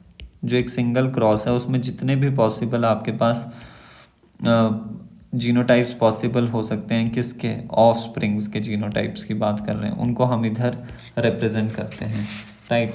Next हमारे पास आता है monohybrid cross, dihybrid cross and the trihybrid cross. उनका क्या क्या मतलब है वो लिख लेते हैं। सबसे पहले लिखेंगे हम मोनोहाइब्रिड क्रॉस। अब हमें कैरेक्टर और ट्रेट का मतलब भी समझ आ गया, उसकी ही नॉलेज हम यहाँ पे यूज़ करेंगे। Dihybrid cross and the trihybrid cross. तो इसके लिए आपको कैरेक्टर्स और ट्रेट के बारे में बिल्कुल क्लियर होना पड़ेगा। देखिए अभी मैंने आपको बताया था कैरेक्टर क्या होता है। कैरेक्टर होता है कोई भी inheritable feature, for example height, eye colour, hair colour, ये सारे क्या हैं, कैरेक्टर हैं हमारे पास। देन हमारे पास ट्रेट क्या होता है, ट्रेट हमारे पास कॉन्ट्रास्टिंग और अल्टरनेटिंग फॉर्म होती है। फॉर एग्जांपल टॉल, शॉर्ट, या फिर ड्वार्फ कह लो, ब्राउन, येलो। हेयर स्टाइल के बारे में आप स्ट्रेट लिख लो या फिर कर्ल्स। तो ये सारे ट्रेट्स हैं हमारे पास। तो मोनोहाइब्रिड क्रॉस का मतलब होता है जब हम किसी सिंगल कैरेक्टर को स्टडी कर रहे होते हैं, स्टडी ओनली वन कैरेक्टर। और ये भी चीज़ हमें पता है अब दैट अगर हम एक कैरेक्टर की बात कर रहे हैं, यूजुअली नॉर्मली क्या होता है character, normally one character is controlled by one gene, and one gene में हमें पता है 2 अलील्स प्रेजेंट होते हैं, right. For example we are considering seed colour gene, seed colour का कोई जीन है, सीड कलर का कोई जीन है, तो उसके लिए हमारे पास दो अलील क्या प्रेजेंट होंगे, एक होगा कैपिटल आर, नहीं not capital R, capital Y, और एक होगा हमारे पास स्मॉल वाई। तो इनको सेपरेट लिखते हैं, capital Y and small Y. तो ये हम ये भी कह सकते हैं कि हम मोनोहाइब्रिड क्रॉस में एक जीन की इनहेरिटेंस को स्टडी करते हैं, study of inheritance of one gene. Inheritance का मतलब मैंने सिंपली आपको बताया है ट्रांसफ़र, यानी मेल से फीमेल, सॉरी, पेरेंट से ऑफस्प्रिंग में वो कैसे ट्रांसमिट हो रहे हैं। और हमें पता है कि एक कैरेक्टर में हमारे पास एट अ टाइम ये भी लिख लेते हैं कि क्या बोल रहे हैं, मोनोहाइब्रिड क्रॉस का मतलब है कि हम ये स्टडी करेंगे एक कैरेक्टर को या फिर एक जीन की इनहेरिटेंस को eight a time, single, that particular point of time में हम सिर्फ एक कैरेक्टर को ही कंसीडर करेंगे, बाकी कैरेक्टर्स को हम कंसीडर नहीं करेंगे। या फिर हम ये भी कह सकते हैं कि हम स्टडी करेंगे अ पेयर ऑफ अलील को, अ पेयर ऑफ अलील को, या फिर आप ऐसे कह लो two alleles of a gene, कुछ भी कह सकते हैं। वो आपको कुछ भी स्टेटमेंट दे देंगे और पूछेंगे कि किसके लिए, किसके रिस्पेक्ट में कही गई है। तो study of a pair of allele, because we know एक जीन में हमारे पास एक पेयर ऑफ अलील ही तो आता है, तो we can write here also two alleles और वन पेयर ऑफ अलील। ये जीन था, फॉर एग्जाम्पल ये हमारे पास होमोलोगस क्रोमोसोम था। प्रीवियस नॉलेज सारी काम आएगी हमारी। ये होमोलोगस क्रोमोसोम है, राइट। और इसमें हमारे पास किसके जीन प्रेजेंट हैं, हम we are considering seed colour, तो यहाँ पे भी सेम हमारे पास सीड कलर के लिए जीन होगा, बट यहाँ पे इस केस में अभी वो स्मॉल वाई प्रेजेंट है। तो this complete entire is known as the one gene. ये क्या प्रेजेंट है, वेट, ये कंप्लीटली एक जीन प्रेजेंट है, यहाँ पे ऐसे रिप्रेजेंट करते हैं इसे, दिस इज वन जीन जो कि Y, capital Y and small Y की फॉर्म में, वेट लैग कर रहा है, हाँ इस फॉर्म में है। तो इसमें हमारे पास कितने अलील्स प्रेजेंट हैं, दो अलील्स प्रेजेंट हैं या फिर one pair of Aleel present है। ये मैं बार बार एक ही चीज़ को इसलिए बोल रहा हूँ बिकॉज उस टाइम हम कंफ्यूज हो जाते हैं। तो मोनोहाइब्रिड क्रॉस में हम बस इसी की स्टडी को करते हैं, यानी हम ऐसा पी प्लांट कंसीडर कर रहे हैं। फॉर एग्जांपल अगर हम सीड कलर की बात कर रहे हैं तो ऐसा पी प्लांट है वो कि जो वो बिल्कुल आइडेंटिकल है, plant A and plant B.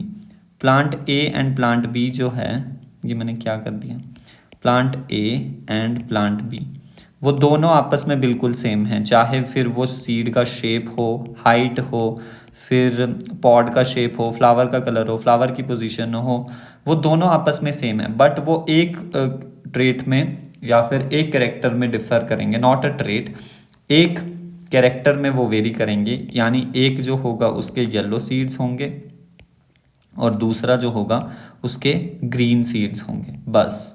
तो इसी टाइम पे हम क्या कर रहे हैं, सिर्फ एक कैरेक्टर या फिर दो ट्रेड्स या फिर पेयर ऑफ ट्रेड्स पे हम ध्यान दे रहे हैं, राइट। वन कैरेक्टर या फिर we can write it as two traits, ये भी नहीं लिखा हमने, लिख लेते हैं two alleles two traits. Di hybrid cross में क्या हो जाएगा, अब फटाफट आप मेरे को बताओगे। डाई हाइब्रिड क्रॉस में हम करेंगे study of inheritance of two characters और two genes at a time, या फिर हम कह सकते हैं कि हम टू पेयर्स ऑफ अलील्स को स्टडी कर रहे हैं ऑफ कितने कैरेक्टर, टू पेयर कितने कैरेक्टर के होंगे अलील्स के, टू जीन्स के ही तो होंगे, टू जीन्स। या फिर हम कह सकते हैं दो ट्रेड्स को हम स्टडी कर रहे हैं, अभी भी हम दो ट्रेड्स को स्टडी कर रहे हैं, नहीं, 2 पेयर्स ऑफ ट्रेड्स को हम स्टडी कर रहे हैं, 2 pairs of traits of 2 characters, यानी टोटल कितने ट्रेड्स को हम स्टडी कर रहे हैं, टोटल हम 4 ट्रेड्स को स्टडी कर रहे हैं, 4 ट्रेड्स को स्टडी कर रहे हैं जो कि 2 कैरेक्टर के होंगे। For example we are considering seed का शेप एंड सीड का colour, these are 2 characters, but इनकी ऑल्टरनेटिंग फॉर्म जो है वो हमारे पास क्या है, that is yellow and green, yellow and green, ये हो गया फर्स्ट, ये हो गया हमारे पास 2 ट्रेड्स, ऐसे लिख लेते हैं डायरेक्टली, एंड सीड का शेप हमारे पास राउंड एंड रिंकल्ड, रिंकल्ड, तो ये हमारे पास हो गए अनदर 2 ट्रेड्स, यानी टोटल हमारे पास 4 ट्रेड्स हुए 2 कैरेक्टर के लिए। देख सकते हैं यहाँ पे 2 कैरेक्टर के लिए 4 ट्रेड्स हुए। तो यहाँ पे ही हम इधर भी देख लेते हैं, एक जीन है हमारे पास सीड का शेप के लिए, दैट इज आर जीन, और एक है कलर के लिए, दैट इज वाई जीन। तो यानी टोटल 2 जीन हुए। और फिर इनके alternating form yellow and green की अगर हम बात कर रहे हैं, येलो एंड ग्रीन का मतलब है आर, अगर हम राउंडनेस की बात कर रहे हैं ना तो हमारे पास आर आर वाई वाई, तो यहाँ पे हमारे पास 4 अलील्स हो गए टोटल। तो यही बात की है। ट्राई हाइब्रिड क्रॉस में भी अब सेम हो जाएगा, हम 3 कैरेक्टर्स की बात कर रहे होंगे, राइट, या फिर हम 3 जीन्स की इनहेरिटेंस की बात कर रहे होंगे, 3 जीन इनहेरिटेंस स्टडी कर रहे हैं हम, 3 कैरेक्टर्स या फिर 3 जीन की inheritance eight a time, right, या फिर हम कह लें हम 3 पेयर्स ऑफ ट्रेड्स की बात कर रहे हैं, या फिर 3 पेयर्स ऑफ अलील्स की बात कर रहे हैं ऑफ 3 कैरेक्टर्स और 3 जीन्स, राइट। तो हमने ऐसे पी प्लांट लिए जिनमें कि 3 कैरेक्टर 3 ट्रेड्स जो हैं वो आपस में कॉन्ट्रास्टिंग है, बाकी सारे ट्रेड्स जो हैं वो आपस में मिलते हैं। So that's it for the basic terms of genetics. अब यहाँ पर सारा जो है वो आपको एक पैटर्न वे में लिख के मिल जाएगा, character, trade, DNA, gene, chromatin, chromosome, सब कुछ हम डिस्कस कर चुके हैं। तो ये हम देख सकते हैं कि ये एक सेल प्रेजेंट है, राइट, इसके अंदर न्यूक्लियस प्रेजेंट है और न्यूक्लियस के अंदर क्रोमोसोम प्रेजेंट है। तो क्रोमोसोम एक्चुअली है क्या, क्रोमोसोम एक्चुअली क्रोमेटिन ही है, क्रोमेटिन ही है जो कि कंडेंस्ड हो चुका है। Condensed chromatin is known as the chromosome. और उस कंडेंस्ड क्रोमेटिन में एक्चुअली क्या है, डीएनए, डीएनए प्रेजेंट है,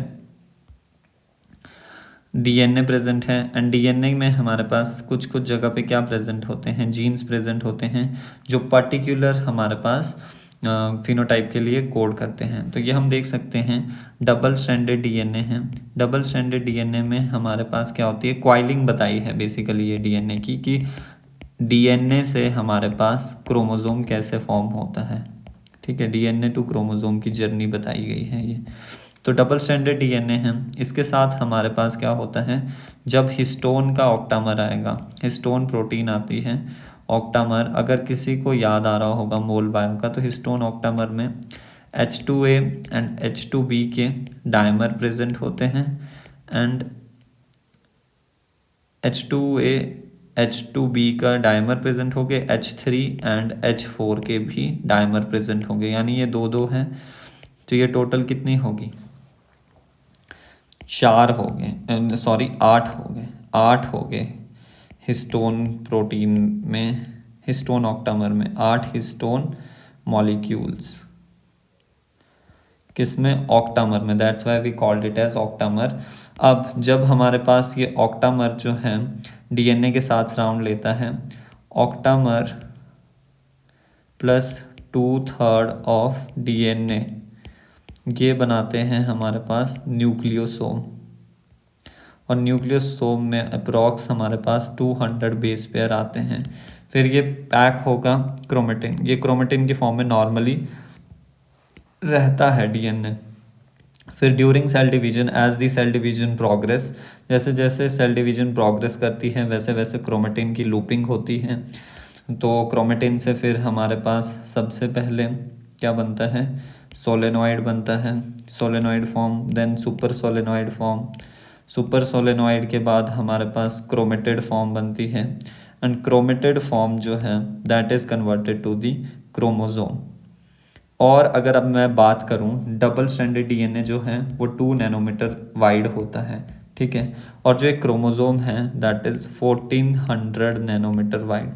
तो हम देख सकते हैं कि ये कितना ज़्यादा कंडेंस हो चुका है with in the same place. Homologous chromosome, alleles, alleles को ही हम अलीलोमॉर्फ और फैक्टर भी कहते हैं। फैक्टर टर्म जो है वो मेंडल ने यूज़ की थी, और फिर ये भी हम डिफरेंट पॉसिबल कॉम्बिनेशन देख चुके हैं अलील के। होमोलोगस क्रोमोजोम के बारे में यहाँ पे बताया है कि टोटल 4 क्रोमोजोम हैं और उनके 2 सेट्स हैं। So this is 1 pair of homologous chromosome, this is 1 pair of homologous chromosome. तो इफ़ मैं आपको बोलूँ 2n इज इक्वल्स टू 46 है, यानी ये किसका आप बता रहे हैं? बेसिकली हम ह्यूमंस की बात कर रहे हैं। तो ह्यूमंस में कितने होमोलोगस क्रोमोजोम हैं? होमोलोगस क्रोमोजोम का मतलब है पेयर्स, पेयर्स ऑफ क्रोमोजोम निकाल दो, तो 46 का हाफ कितना हुआ? 23 पेयर्स। तो 23 pairs of homologous chromosome humans में प्रेजेंट होते हैं। देन ये भी बस ये ही बताया कि होमोलोगस क्रोमोजोम में जो नॉन सिस्टर क्रोमेटिड्स होती हैं उनके बीच हमारे पास क्रॉसिंग ओवर होती है, राइट। देन ये सब कुछ भी हम डिस्कस कर चुके हैं। Dominant allele, recessive allele, pure line हमारा बच चुका है जो कि मैं आपको अभी समझाऊंगा। Then phenotype, genotype, hybrid, hybridization, ये सब कुछ हम कवर कर चुके हैं। हाइब्रिडाइजेशन का मतलब ही है हाइब्रिड को ऑब्टेन करने के लिए जो प्रोसेस है उसे हम हाइब्रिडाइजेशन कह देंगे। अब टर्म्स के बारे में आप थोड़ा देख लो, ये प्योर लाइन के साथ ही मैं आपको समझा देता हूँ यहाँ पे, राइट। सो अब प्योर लाइन और ट्रू ब्रीडिंग के बारे में हम थोड़ा डिस्कस करेंगे। प्योर लाइन और ट्रू ब्रीडिंग ये बहुत इम्पॉर्टेंट टॉपिक है। Pure line and true breeding, as the name suggest, pure मतलब ऐसा कोई ऑर्गेनिज्म जो हमारे पास प्योर हो। प्योर मतलब अभी मैंने बताया था होमोजाइगस हो, वो कभी भी हमारे पास हेट्रोजाइगस नहीं हो सकता, राइट। तो इसको बस लिख लेते हैं कि pure line that organism, an organism that is pure for particular trait, pure, या फिर we can write it as homozygous, homozygous for particular trait,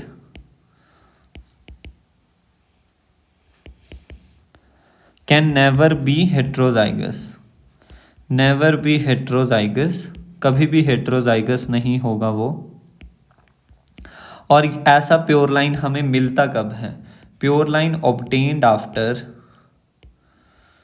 pure lines obtained after 4 से 5 जनरेशन तक, जब तक आप अपने उन एंसेस्टर में क्रॉस करवाते हो उसके बाद कहीं जाके आपके पास प्योर लाइन मिलती है। Pure lines obtained after 4 to 5 generations,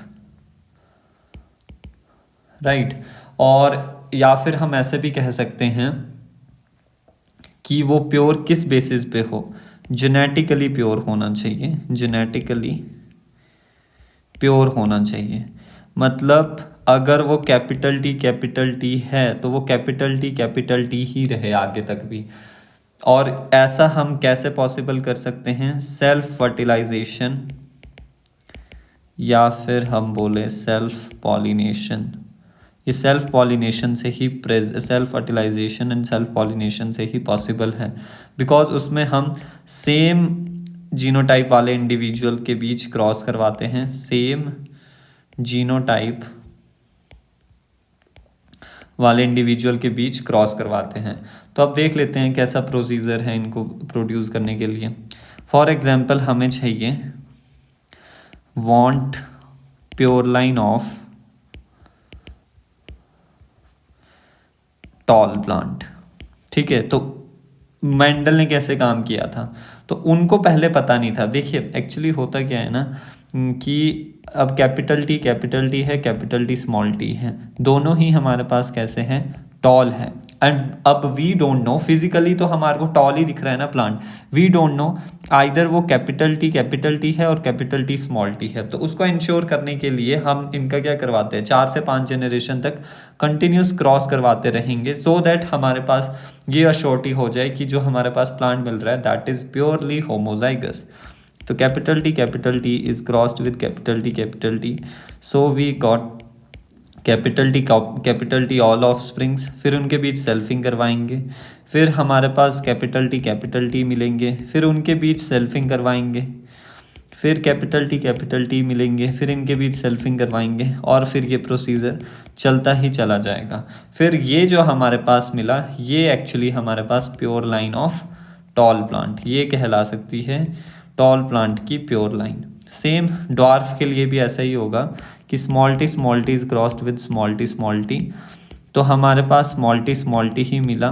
फिर उनकी हमने क्या करवा दी, सेल्फिंग करवा दी, और ये कॉन्टिन्यूस प्रोसीजर जो है ये चलता गया for 4 to 5 generation. And after 4 to 5 generation, यहाँ पे हम लिख देते हैं आफ्टर 4 to 5 जनरेशन, ये दोनों के लिए फॉलो हो रहा है। हमें स्मॉल टी मिला that is pure line of dwarf plant, ये ड्वार्फ प्लांट की क्या है, प्योर लाइन है, राइट। तो this is all about the pure line, ये सब कुछ हम डिस्कस कर चुके हैं। अब फिनोटाइप जीनोटाइप, हाँ अब टर्म्स के बारे में भी कुछ यहीं पे ही मैं ऊपर ही लिख लेता हूँ। टर्म्स को कैसे याद रखें कि किस किस ने कौन कौन सी टर्म्स दी। ठीक है, सबसे पहली टर्म जो सबसे बड़ी सबसे मेन टर्म कौन सी है हमारे पास, जेनेटिक्स, यही है क्योंकि ब्रांच। तो अब इससे छोटी टर्म जो है वो जीन, वो किसी और ने दी। अब जीन की ऑल्टरनेटिव फॉर्म्स क्या होती है, दैट आर अलील्स, और वो टर्म किसने दी, वो फिर इन वाले साइंटिस्ट ने दी जो ऊपर वाले हैं, first number and second number वाले 2 साइंटिस्ट थे। फिर अलील होमोजाइगस कंडीशन में भी मिल सकता है एंड हेट्रोजाइगस कंडीशन में भी मिल सकता है, दोनों टर्म्स किसी और साइंटिस्ट ने दी, और वो कोई और नहीं, वो हमारे पास विलियम बेटसन जी है, विलियम बेटसन। और विलियम बेटसन को ही हम फादर ऑफ मॉडर्न जेनेटिक्स भी कहलाते हैं, ये हम एक साथ देख लेंगे अभी। फिर यहाँ पर थोड़ी और टर्म्स आई, जीन हो गया, उसके बाद फिनोटाइप एंड जीनोटाइप। ठीक है, ये फिनोटाइप एंड जीनोटाइप, एंड एक और टर्म जो अभी हमने डिस्कस की दैट इज प्योर लाइन, वो किसने दी थी हमारे पास, वो दी थी एक साइंटिस्ट दैट इज जोहानसन। तो ये 2 साइंटिस्ट है, बी और जे लिख लेना पहले अल्फ़ाबेटिकली। फिर देखना सबसे पहली टर्म जो मेन टर्म है दैट इज जेनेटिक्स, फिर उससे छोटी जीन, वो दूसरे साइंटिस्ट ने। जीन की ऑल्टरनेटिव फॉर्म्स हमारे पास हैं अलील्स, फिर अलील्स होमोजाइगस में भी मिल सकता है, हेट्रोजाइगस, दैट्स वाई ये बेटसन ने दिया। फिर phenotype genotype and pure line वो जोहानसन ने दिया। तो ये सब कुछ हम अब डिस्कस कर चुके हैं, right. Now we will move toward Punnett square, हमने डिस्कस किया, हाँ पुनेट स्क्वायर भी हमने डिस्कस किया, मोनोहाइब्रिड, डाईहाइब्रिड भी किया। रीडिस्कवरर थे मेंडल के वर्क के, बस अभी उनका नाम याद कर लो, उसके लिए फिर बाद में सब कुछ डिटेल में समझाऊंगा। That chemistry test was hard, तो 3 साइंटिस्ट हुए थे जिन्होंने 1900 में मेंडल का वर्क को रीडिस्कवर किया था। फर्स्ट हुए Carl Correns, then Tschermak and then Hugo de Vries. Carl Correns जो थे, देखिए सी एंड जी एक से हैं, तो वो जर्मनी के थे, एंड जर्मनी में एम आ रहा है तो उन्होंने मेज़ पे काम किया था। शेरमार्क जो थे वो सेम मेंडल की तरह ऑस्ट्रिया से थे, और उन्होंने डिफरेंट फ्लावरिंग प्लांट्स पे काम किया था। ह्यूगो डिवरेस एच फॉर हॉलैंड के थे, एंड डिवरिस रोज की तरह लग रहा है, रोज एंड रिस, तो इन्होंने प्रिम रोज पे काम किया था, that is evening primrose पे काम किया था, that is also known as Oenothera lamarckiana, जिसके बारे में हम सारी डिटेल्स आगे चल के करेंगे। टर्म जेनेटिक्स विलियम बेटसन ने दिया था, एंड ये सब कुछ हम डिस्कस कर चुके हैं टर्म्स का। तो यहाँ पे मेनली हमें फादर्स डिस्कस करने हैं। देखिए फादर ऑफ जेनेटिक्स जो है वो मेंडल को कहते हैं, जिनका पूरा नाम ग्रेगर जोहान मेंडल था, है बल्कि। फादर ऑफ मॉडर्न जेनेटिक्स कौन है? बेटसन। विलियम बेटसन को मॉडर्न जेनेटिक्स का फादर कहते हैं। बट अगर बेटसन नहीं दिया है और सिर्फ मेंडल ही दिया है ऑप्शंस में, और बाकी कोई और ऑप्शन है, तो हम मॉडर्न जेनेटिक्स को भी मेंडल को ही कंसीडर करेंगे। And father of experimental genetics none other than Thomas Hunt Morgan, जिन्होंने काफ़ी सारे एक्सपेरिमेंटल प्रूफ हमारे पास दिए थे। तो ये सारा हम एक्चुअली डिस्कस कर चुके हैं, राइट ये सब कुछ हम डिस्कस कर चुके हैं। मेंडलिज्म के बारे में अब मैं आपको यहाँ पे समझाऊंगा। मेंडल की थोड़ी बहुत जो भी हिस्ट्री रही है उसको हम यहाँ पे डिस्कस करने की कोशिश करेंगे, बिल्कुल सिंप्लीफाइड वे में। तो यहाँ पे हमें 22 लिखना है, यहाँ पे भी 22 लिखना है। इतने भी पुराने नहीं थे ना इतने ही रिसेंट थे, तो 18s के थे, जो आपके पास 19th सेंचुरी के थे मेंडल, ठीक है। फिर 8-1 जो है क्या हो जाता है 7, दैट इज 22 जुलाई 1822 को मेंडल का बर्थ होता है, मेंडल जी का बर्थ होता है। अब बर्थ कहाँ हुआ है उनका वो थोड़ा ध्यान रखेंगे। सिलीसिया विलेज जो कि कहाँ है, वैसे तो ऑस्ट्रिया में है, बट हिंजनडॉर्फ नाम की एक जगह है जो कि ऑस्ट्रिया में है, वहाँ पे इनका बर्थ हुआ था। फिर आपको क्या याद रखना है कि इन्होंने 34 ईयर की एज पे 34 ईयर्स आफ्टर इन्होंने काम शुरू करना किया, दैट इज 1856 से 1863 तक। तो ये हो गया 34 years. Then 7 year start experiments, and 7 years तक इन्होंने काम किया था, डिड वर्क।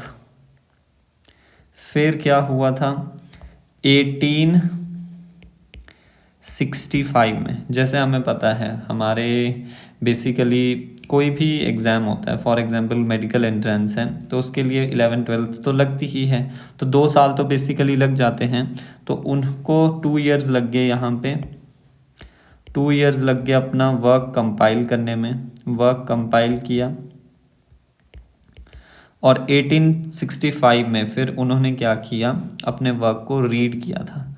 अब रीड कहाँ किया था? रीड किया था उन्होंने national history society of Brunn, national history society of Brunn में इन्होंने अपना पेपर जो है वो रीड किया था। देन इनका वर्क जो है 1866 में, कई बुक्स में 1865 भी दिया है, बट अगर दोनों ऑप्शन हैं so we will go with 1866। 1866 में उनका वर्क जो है वो पब्लिश हो चुका था। और पब्लिश किस में हुआ था? पब्लिश उनका हुआ था एक जनरल में, एक जर्नल था, जर्नल था जो कि किस नाम से था? एक्सपेरिमेंट्स ऑन प्लांट हाइब्रिडाइजेशन, जो कि इसी से नेचुरल हिस्ट्री सोसाइटी ने आगे जो है वो पब्लिश किया था।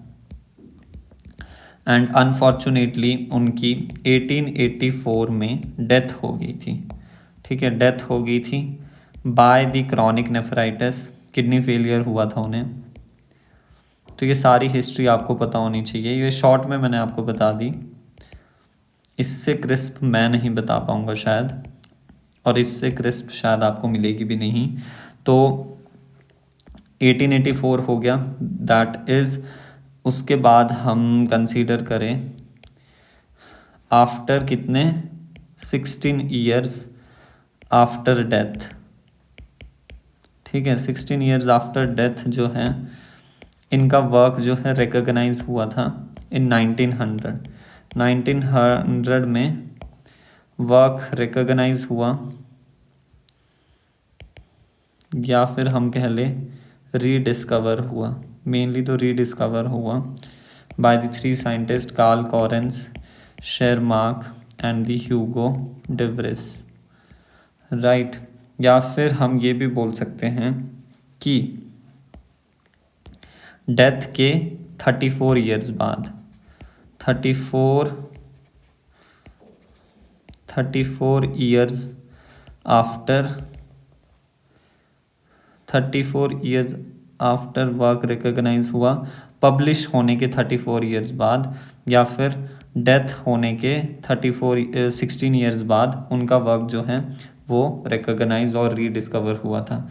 तो अगर शॉर्ट में अगर मैं आपको फिर से बताऊं तो क्या क्या हुआ, 22 लिखेंगे, और रिसेंट है 18 - 1 दैट इज़ 7, इतने को इनको बर्थ हुआ। देन 34 ईयर की एज में इन्होंने काम स्टार्ट किया, दैट इज़ 1856, एंड 7 साल तक काम किया, दैट इज़ 1863। देन उन्हें 2 साल लग गया अपने वर्क को कंपाइल करने के लिए, तो 1865 में उन्होंने अपना वर्क रीड किया था, एंड 1866 में उनका वर्क जो है वो पब्लिश हुआ था। एंड पब्लिश होने के 34 ईयर्स आफ्टर, कह लो 34 ईयर्स आफ्टर 1900 में उनका वर्क जो है वो रीडिस्कवर हुआ था बाय द थ्री साइंटिस्ट, और उनकी डेथ एक्चुअली 1866 है, ये 1884 में उनकी डेथ हो गई थी। तो वी कैन से डेथ होने के 16 ईयर बाद उनका वर्क जो है वो रीडिस्कवर हुआ। सो ये सारी जो है मेंडल की हिस्ट्री है जो कि हमने वन शॉट में डिस्कस कर ली। और कुछ और भी चीज़ें हैं कि हाँ, इन्होंने 13 ईयर्स बिफोर एक्सपेरिमेंट करने से, 13 years before doing experiments, joined a monastery, joined St. Thomas monastery as priest, पादरी की तरह उन्होंने ज्वाइन कर ली थी। कब? 1834 में। 56 में से 13 गए तो आपके पास क्या होगा, 34 ही होगा, नहीं 43 होगा, सॉरी 43 होगा। तो ये सब कुछ उन्होंने कर लिया था। तो बस आपको इतना ही मेंडल की हिस्ट्री के बारे में पता होना चाहिए। देन रीडिस्कवरर्स के बारे में भी हमने बात कर ली। अब हम देखेंगे कि मेंडल का वर्क जो है वो 34 ईयर्स तक आफ्टर पब्लिशिंग हिज वर्क, उनका वर्क अनरिकॉग्नाइज्ड क्यों रहा था। तो 3 मेन रीज़न थे। पहला तो ये था कि जो उस टाइम का एरा था, दैट इज़ 1856 से लेके जो 1863 तक तो मेंडल ने काम किया।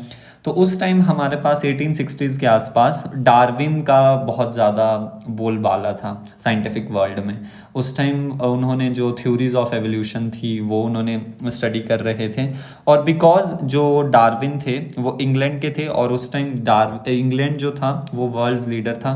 तो जितना ज़्यादा पावर होगी उतना ज़्यादा पैसा होगा, उतनी ज़्यादा जो है पब्लिसिटी होगी। तो सबसे पहला पॉइंट यही था कि that scientific world was rocked by Darwin. ठीक है, डार्विन थ्योरी से वो रॉक था, Darwin's theory of evolution,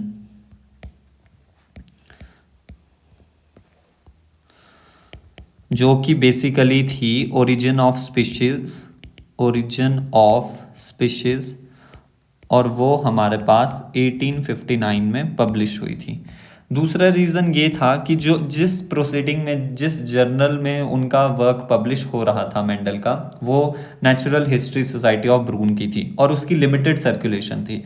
obvious ये बात है ना, अगर आपका कोई भी वर्क है, मान लिया कोई आर्टिकल ही है, वो पब्लिश हुआ लोकल स्टेट के न्यूज़पेपर में, और एक आर्टिकल आपके पास जो है वो पब्लिश हुआ हमारे पास, लेट से टाइम्स ऑफ इंडिया, जो भी आपके पास न्यूज़पेपर है, तो टाइम्स ऑफ इंडिया पूरे इंडिया में सर्कुलेट होता है, और जो आपका लोकल न्यूज़पेपर है वो आपकी ही स्टेट में क्या होता है, पब्लिश होता है।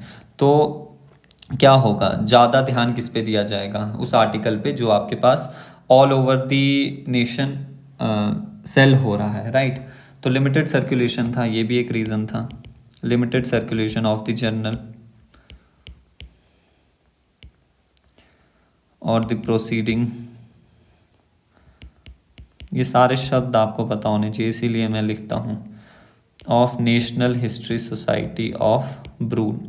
और लास्ट रीज़न मेन जो था वो ये था कि मेंडल ने पहली बार किसी ने जो बायोलॉजिकल फील्ड है उसमें statistical tools, laws of probabilities यानी मैथमेटिकल टूल्स को यूज़ किया था, जो कि उस टाइम में साइंटिफिक वर्ल्ड के कान के ऊपर से जा रहा था, वो उनको समझ ही नहीं आ रहा था। तो जो उनकी डिस्कवरीज थी या कंक्लूजन थे मेंडल के, वो टाइम से थोड़ा आगे थे। तो हम क्या लिख सकते हैं, मेंडल के जो कंक्लूजन थे वो अहेड ऑफ टाइम थे। Also he used mathematical tools to analyse his result. और ये जो अनरिकग्निशन का रीज़न है लास्ट वाला, जो मैथमेटिकल टूल वाला, ये ही हमारे पास बाद में सक्सेस का रीज़न भी बना, बिकॉज वो सारी चीज़ें सही थी, his results, right. Now we discuss reason for this success of Mendel. तो देखिए फटाफट अगर मैं आपको बताऊं तो सबसे पहला तो यही था कि क्या था सबसे पहला, कि मेंडल जो थे उन्होंने एक साथ सभी कैरेक्टर को कंसीडर नहीं किया एट अ टाइम वन और फ्यू कैरेक्टर को उन्होंने स्टडी किया था, राइट। वन और फ्यू कैरेक्टर को एट अ टाइम उन्होंने स्टडी किया, जिसकी वजह से उनको जो रिज़ल्ट थे काफ़ी क्लियर कट मिलते थे।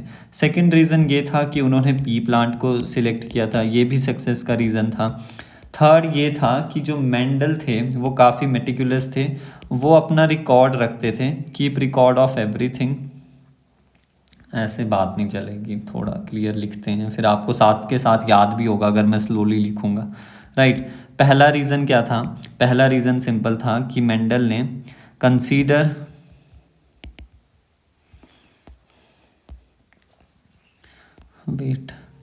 वन और few character at a time, यानी वो ऐसे पी प्लांट लेते थे जिनमें एक करेक्टर यानी एक करेक्टर के जो ट्रेट हैं वो बस डिफरेंट होंगे, एक या फिर दो, डिपेंड ऑन मोनोहाइब्रिड है डाईहाइब्रिड है, बाकी सारे के सारे करेक्टर जो हैं वो आपके पास सेम रहते थे दो प्लांट्स में। सिलेक्टेड पी प्लांट, ये भी सक्सेस का रीज़न था, बिकॉज इसके पी प्लांट के अपने ही कुछ ऐसे फीचर्स थे जो मेंडल को सक्सेस दिलाने में कामयाब रहे। नेक्स्ट हमारे पास था कि मेंडल जो थे वो काफ़ी मेटिकुलस थे, अपने काम का रिकॉर्ड रखते थे इतना सिस्टमेटिक वे, जिसकी वजह से जो रीडिस्कवरर थे मेंडल के उनको काफ़ी ज़्यादा जो है आसानी हुई रीडिस्कवर करने में, वर्क उनका keep record systematically of every cross, तो वो काफ़ी प्रॉपरली लिख के रखते थे, ठीक है। फिर उन्होंने statistical and laws of probability को यूज़ किया था, स्टैटिस्टिक्स को यूज़ किया था, statistical tools and laws of probabilities को उन्होंने यूज़ किया था टू एनालाइज हिज रिजल्ट्स, ठीक है, टू एनालाइज रिजल्ट्स। नेक्स्ट उन्होंने क्या किया था कि जो सैम्पलिंग साइज़ था वो ज़्यादा था उनका, लार्ज सैम्पलिंग साइज़ था। सैम्पलिंग साइज़ का क्या मतलब है कि उन्होंने डन मैनी क्रॉसेस, काफ़ी सारे क्रॉसेस उन्होंने किए थे bye considering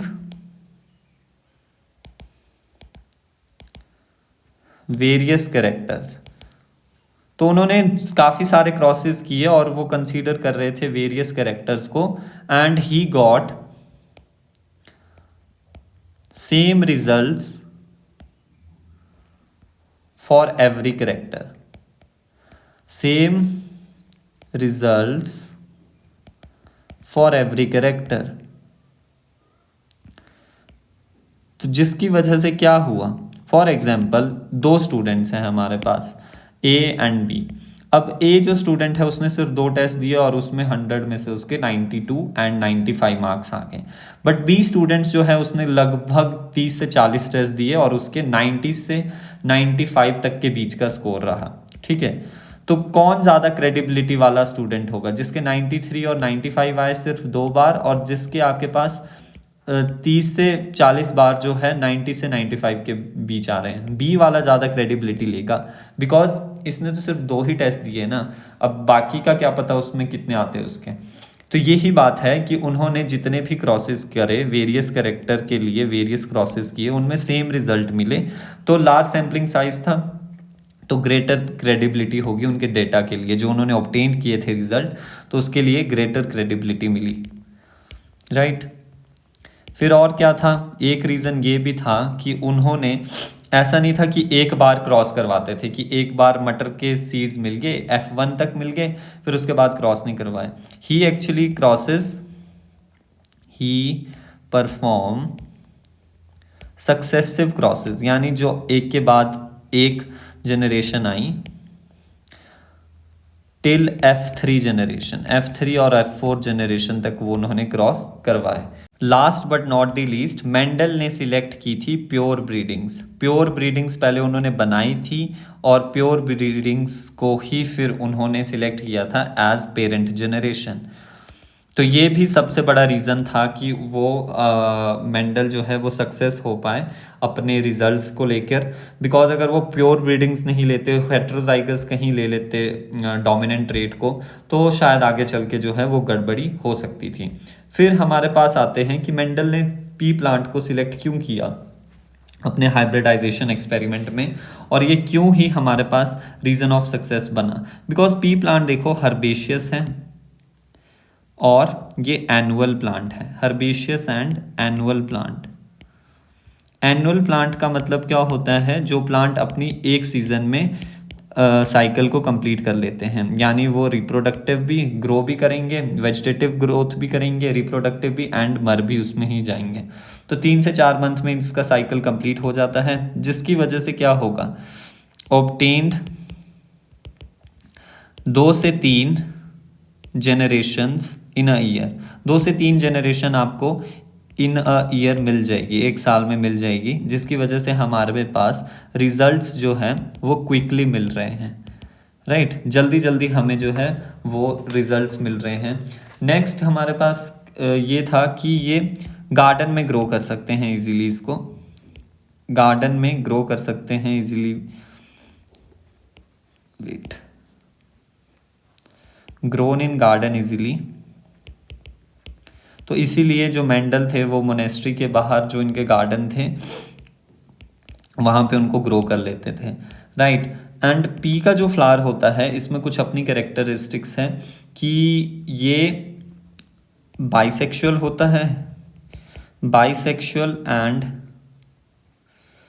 self pollinated flower होते हैं इसके, और इसी फ्लावर में हम सेल्फ पॉलिनेशन भी करा सकते हैं, वो तो नेचुरली हो रही है, नेचुरली हो रही है। एंड क्रॉस पॉलिनेशन भी हम करा सकते हैं बाय द प्रोसेस ऑफ ईमैस्कुलेशन। ईमैस्कुलेशन को हमें फॉलो करना पड़ेगा, जो कि हम आज ही डिस्कस करेंगे, जो कि बस लास्ट टॉपिक होने वाला है, इसके बाद हम वो ही डायरेक्टली डिस्कस करेंगे। फिर इस वाले प्लांट में सीड का प्रोडक्शन है वो काफ़ी ज़्यादा हाई होता है, सीड प्रोडक्शन यानी ऑफ स्प्रिंग्स जो हैं हमें वो काफ़ी ज़्यादा मिलेंगे। और ये जो प्लांट है पी प्लांट, इसमें एक्चुअली जो है कॉन्ट्रास्टिंग ट्रेट मिलते हैं, contrasting traits of a character. यानी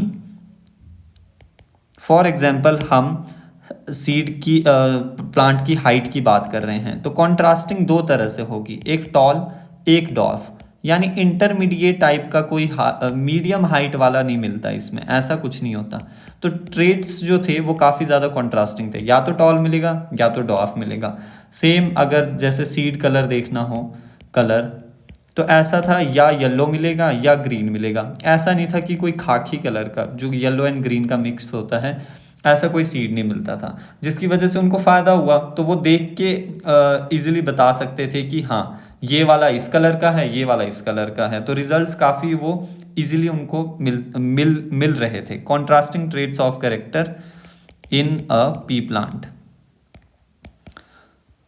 right.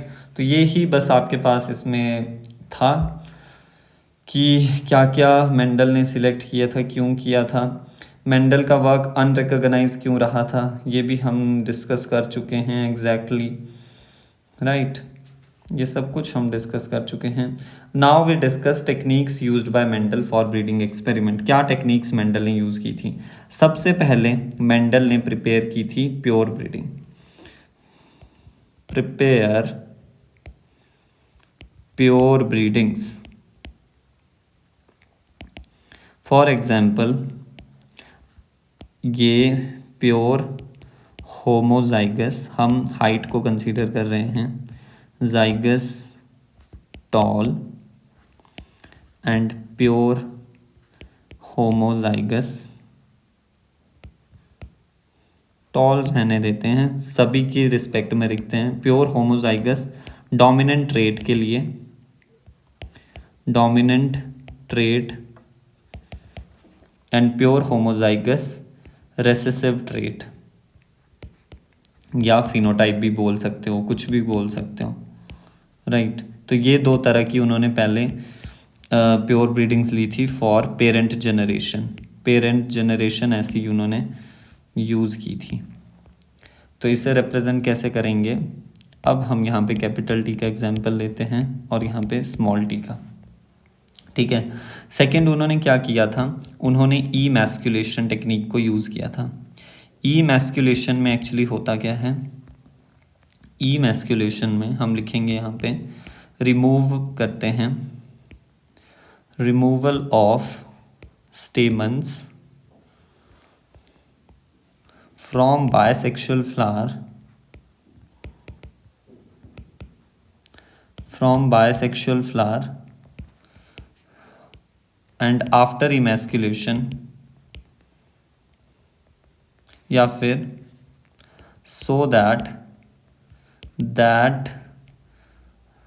so that the emasculated flower can be used as female flower।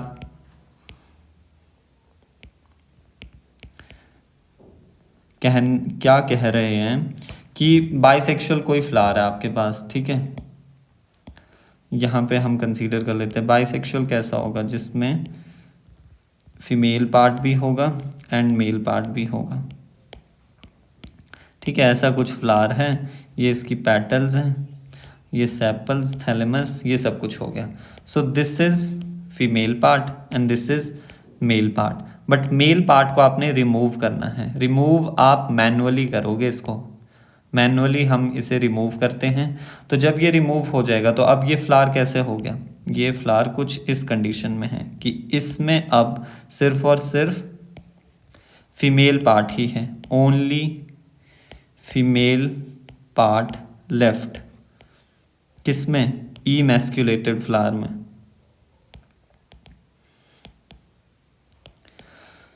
तो सबसे पहले मेंडल ने क्या किया? इमैस्कुलेशन किया। इमैस्कुलेशन किया तो हमारे पास फीमेल फ्लावर की तरह वो यूज़ होगा। उसकी हमने क्या करवा दी? बैगिंग, यानी किसी पॉलीथीन की शीट से उसे कवर कर दिया। तो इमैस्कुलेशन कर दी एंड बैगिंग कर दी।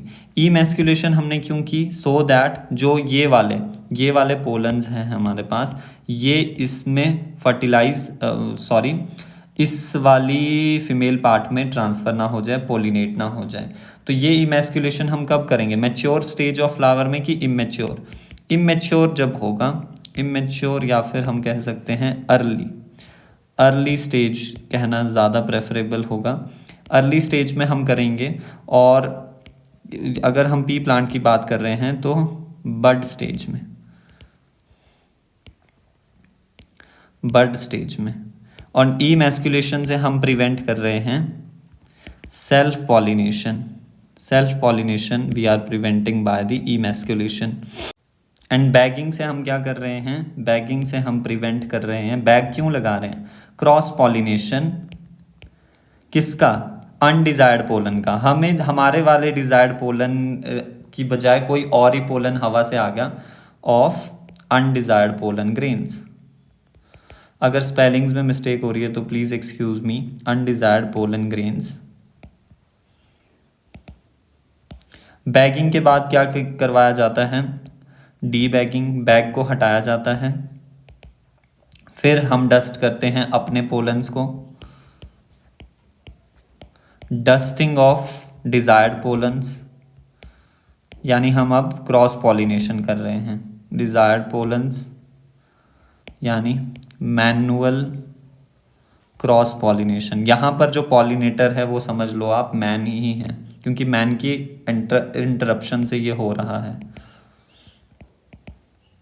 फिर उसके बाद हम दोबारा से रीबैगिंग कर देते हैं सो दैट कोई और पोलन ना आ जाए। फिर रीबैगिंग के बाद क्या होगा, रीबैगिंग के बाद हमें F1 के सीड्स मिलेंगे। ठीक है, ये इमैस्कुलेशन किस में हो रहा है, इमैस्कुलेशन हो रहा है पेरेंट प्लांट में। F1 के सीड्स मिलेंगे, फिर इनको F1 के सीड्स को सो करेंगे, F1 सीड्स को सो करेंगे तो F1 प्लांट्स हमारे पास मिल गए। अब F1 प्लांट्स में फिर F1 F2 के सीड लगेंगे, फिर उनको सो करेंगे तो F2 प्लांट्स मिलेंगे, और फिर ये कंटिन्यूसली चलता जाएगा जब भी आपके पास F3 F4 जो भी जनरेशन मिलनी है। तो बस यही टेक्निक थी that is used by Mendel for his breeding experiment. तो यहाँ पे हम इस डायग्राम में क्लियरली देख सकते हैं क्या किया है। सबसे पहले हमारे पास इस वाले फ्लावर को इमैस्कुलेटेड कर दिया सो दैट हम इधर जो ये स्टेमन है उससे पॉलिनेशन को प्रिवेंट कर सके। तो क्या होगा, हम इमैस्कुलेशन कर लेंगे। इमैस्कुलेशन किसकी करेंगे, सॉरी इसकी नहीं की, दो फ्लावर है यहाँ पे, पहले कोई फ्लावर प्रेजेंट होगा जो बाइसेक्सुअल होगा, ठीक है, उसको हमने इमैस्कुलेटेड कर दिया। सो दिस इज इमैस्कुलेटेड फ्लावर जो ऑलरेडी है, और फिर उसमें हमने क्या किया, बैगिंग किया, फिर डी बैगिंग किया। डी बैगिंग के बाद डस्टिंग कर रहे हैं यहाँ से। जब डस्टिंग करेंगे तो हमारे पास क्या हुआ, यहाँ पर टॉल एंड डॉफ प्लांट हमारे पास दोनों के हैं। एक टॉल प्लांट का फ्लावर है, वेट, ये फ्लावर जो है टॉल प्लांट का है और ये फ्लावर डॉफ प्लांट का है। Capital T small T. और तो F1 में कैसे मिले थे उन्हें सारे, ये F1 वाला है, सारे टॉल मिले थे। अभी हम जीनोटाइप में नहीं जाएंगे, that we will discuss in next class. Then tall वालों को फिर से आपने क्या करवाया था, क्रॉस करवाया था। तो फिर F2 में हमारे पास टॉल एंड डॉफ दोनों मिले थे, और इनका रेशो जब आप 787 डिवाइडेड बाय 277 करोगे तो ये अप्रॉक्स 3:1 का आएगा, ये 2.9 के करीब आ सकता है। तो जो सारी बातें हम नेक्स्ट क्लास में करेंगे। So that's it for today from my side. I think आपको सारी जेनेटिक्स के बेसिक टर्म्स बिल्कुल क्लियर हो गए होंगे, आपके दिमाग में बिल्कुल बैठ गए होंगे। What is actually selfing, self fertilization, cross fertilization, homozygous, heterozygous, ये सारी चीज़ें। तो नेक्स्ट क्लास में we will start with monohybrid cross, और लास्ट में मेरे को बताते जाओ मोनोहाइब्रिड क्रॉस में क्या क्या पॉसिबल है, क्या मतलब हम स्टडी करते हैं, study of inheritance of one gene या फिर one character at a time, या फिर हम कह सकते हैं study of inheritance of two traits या फिर a pair of alleles of a gene. So that's it from my side. If you really like the session, please hit the like button, comment whatever you like to comment, and please do subscribe to my channel. Thank you so much.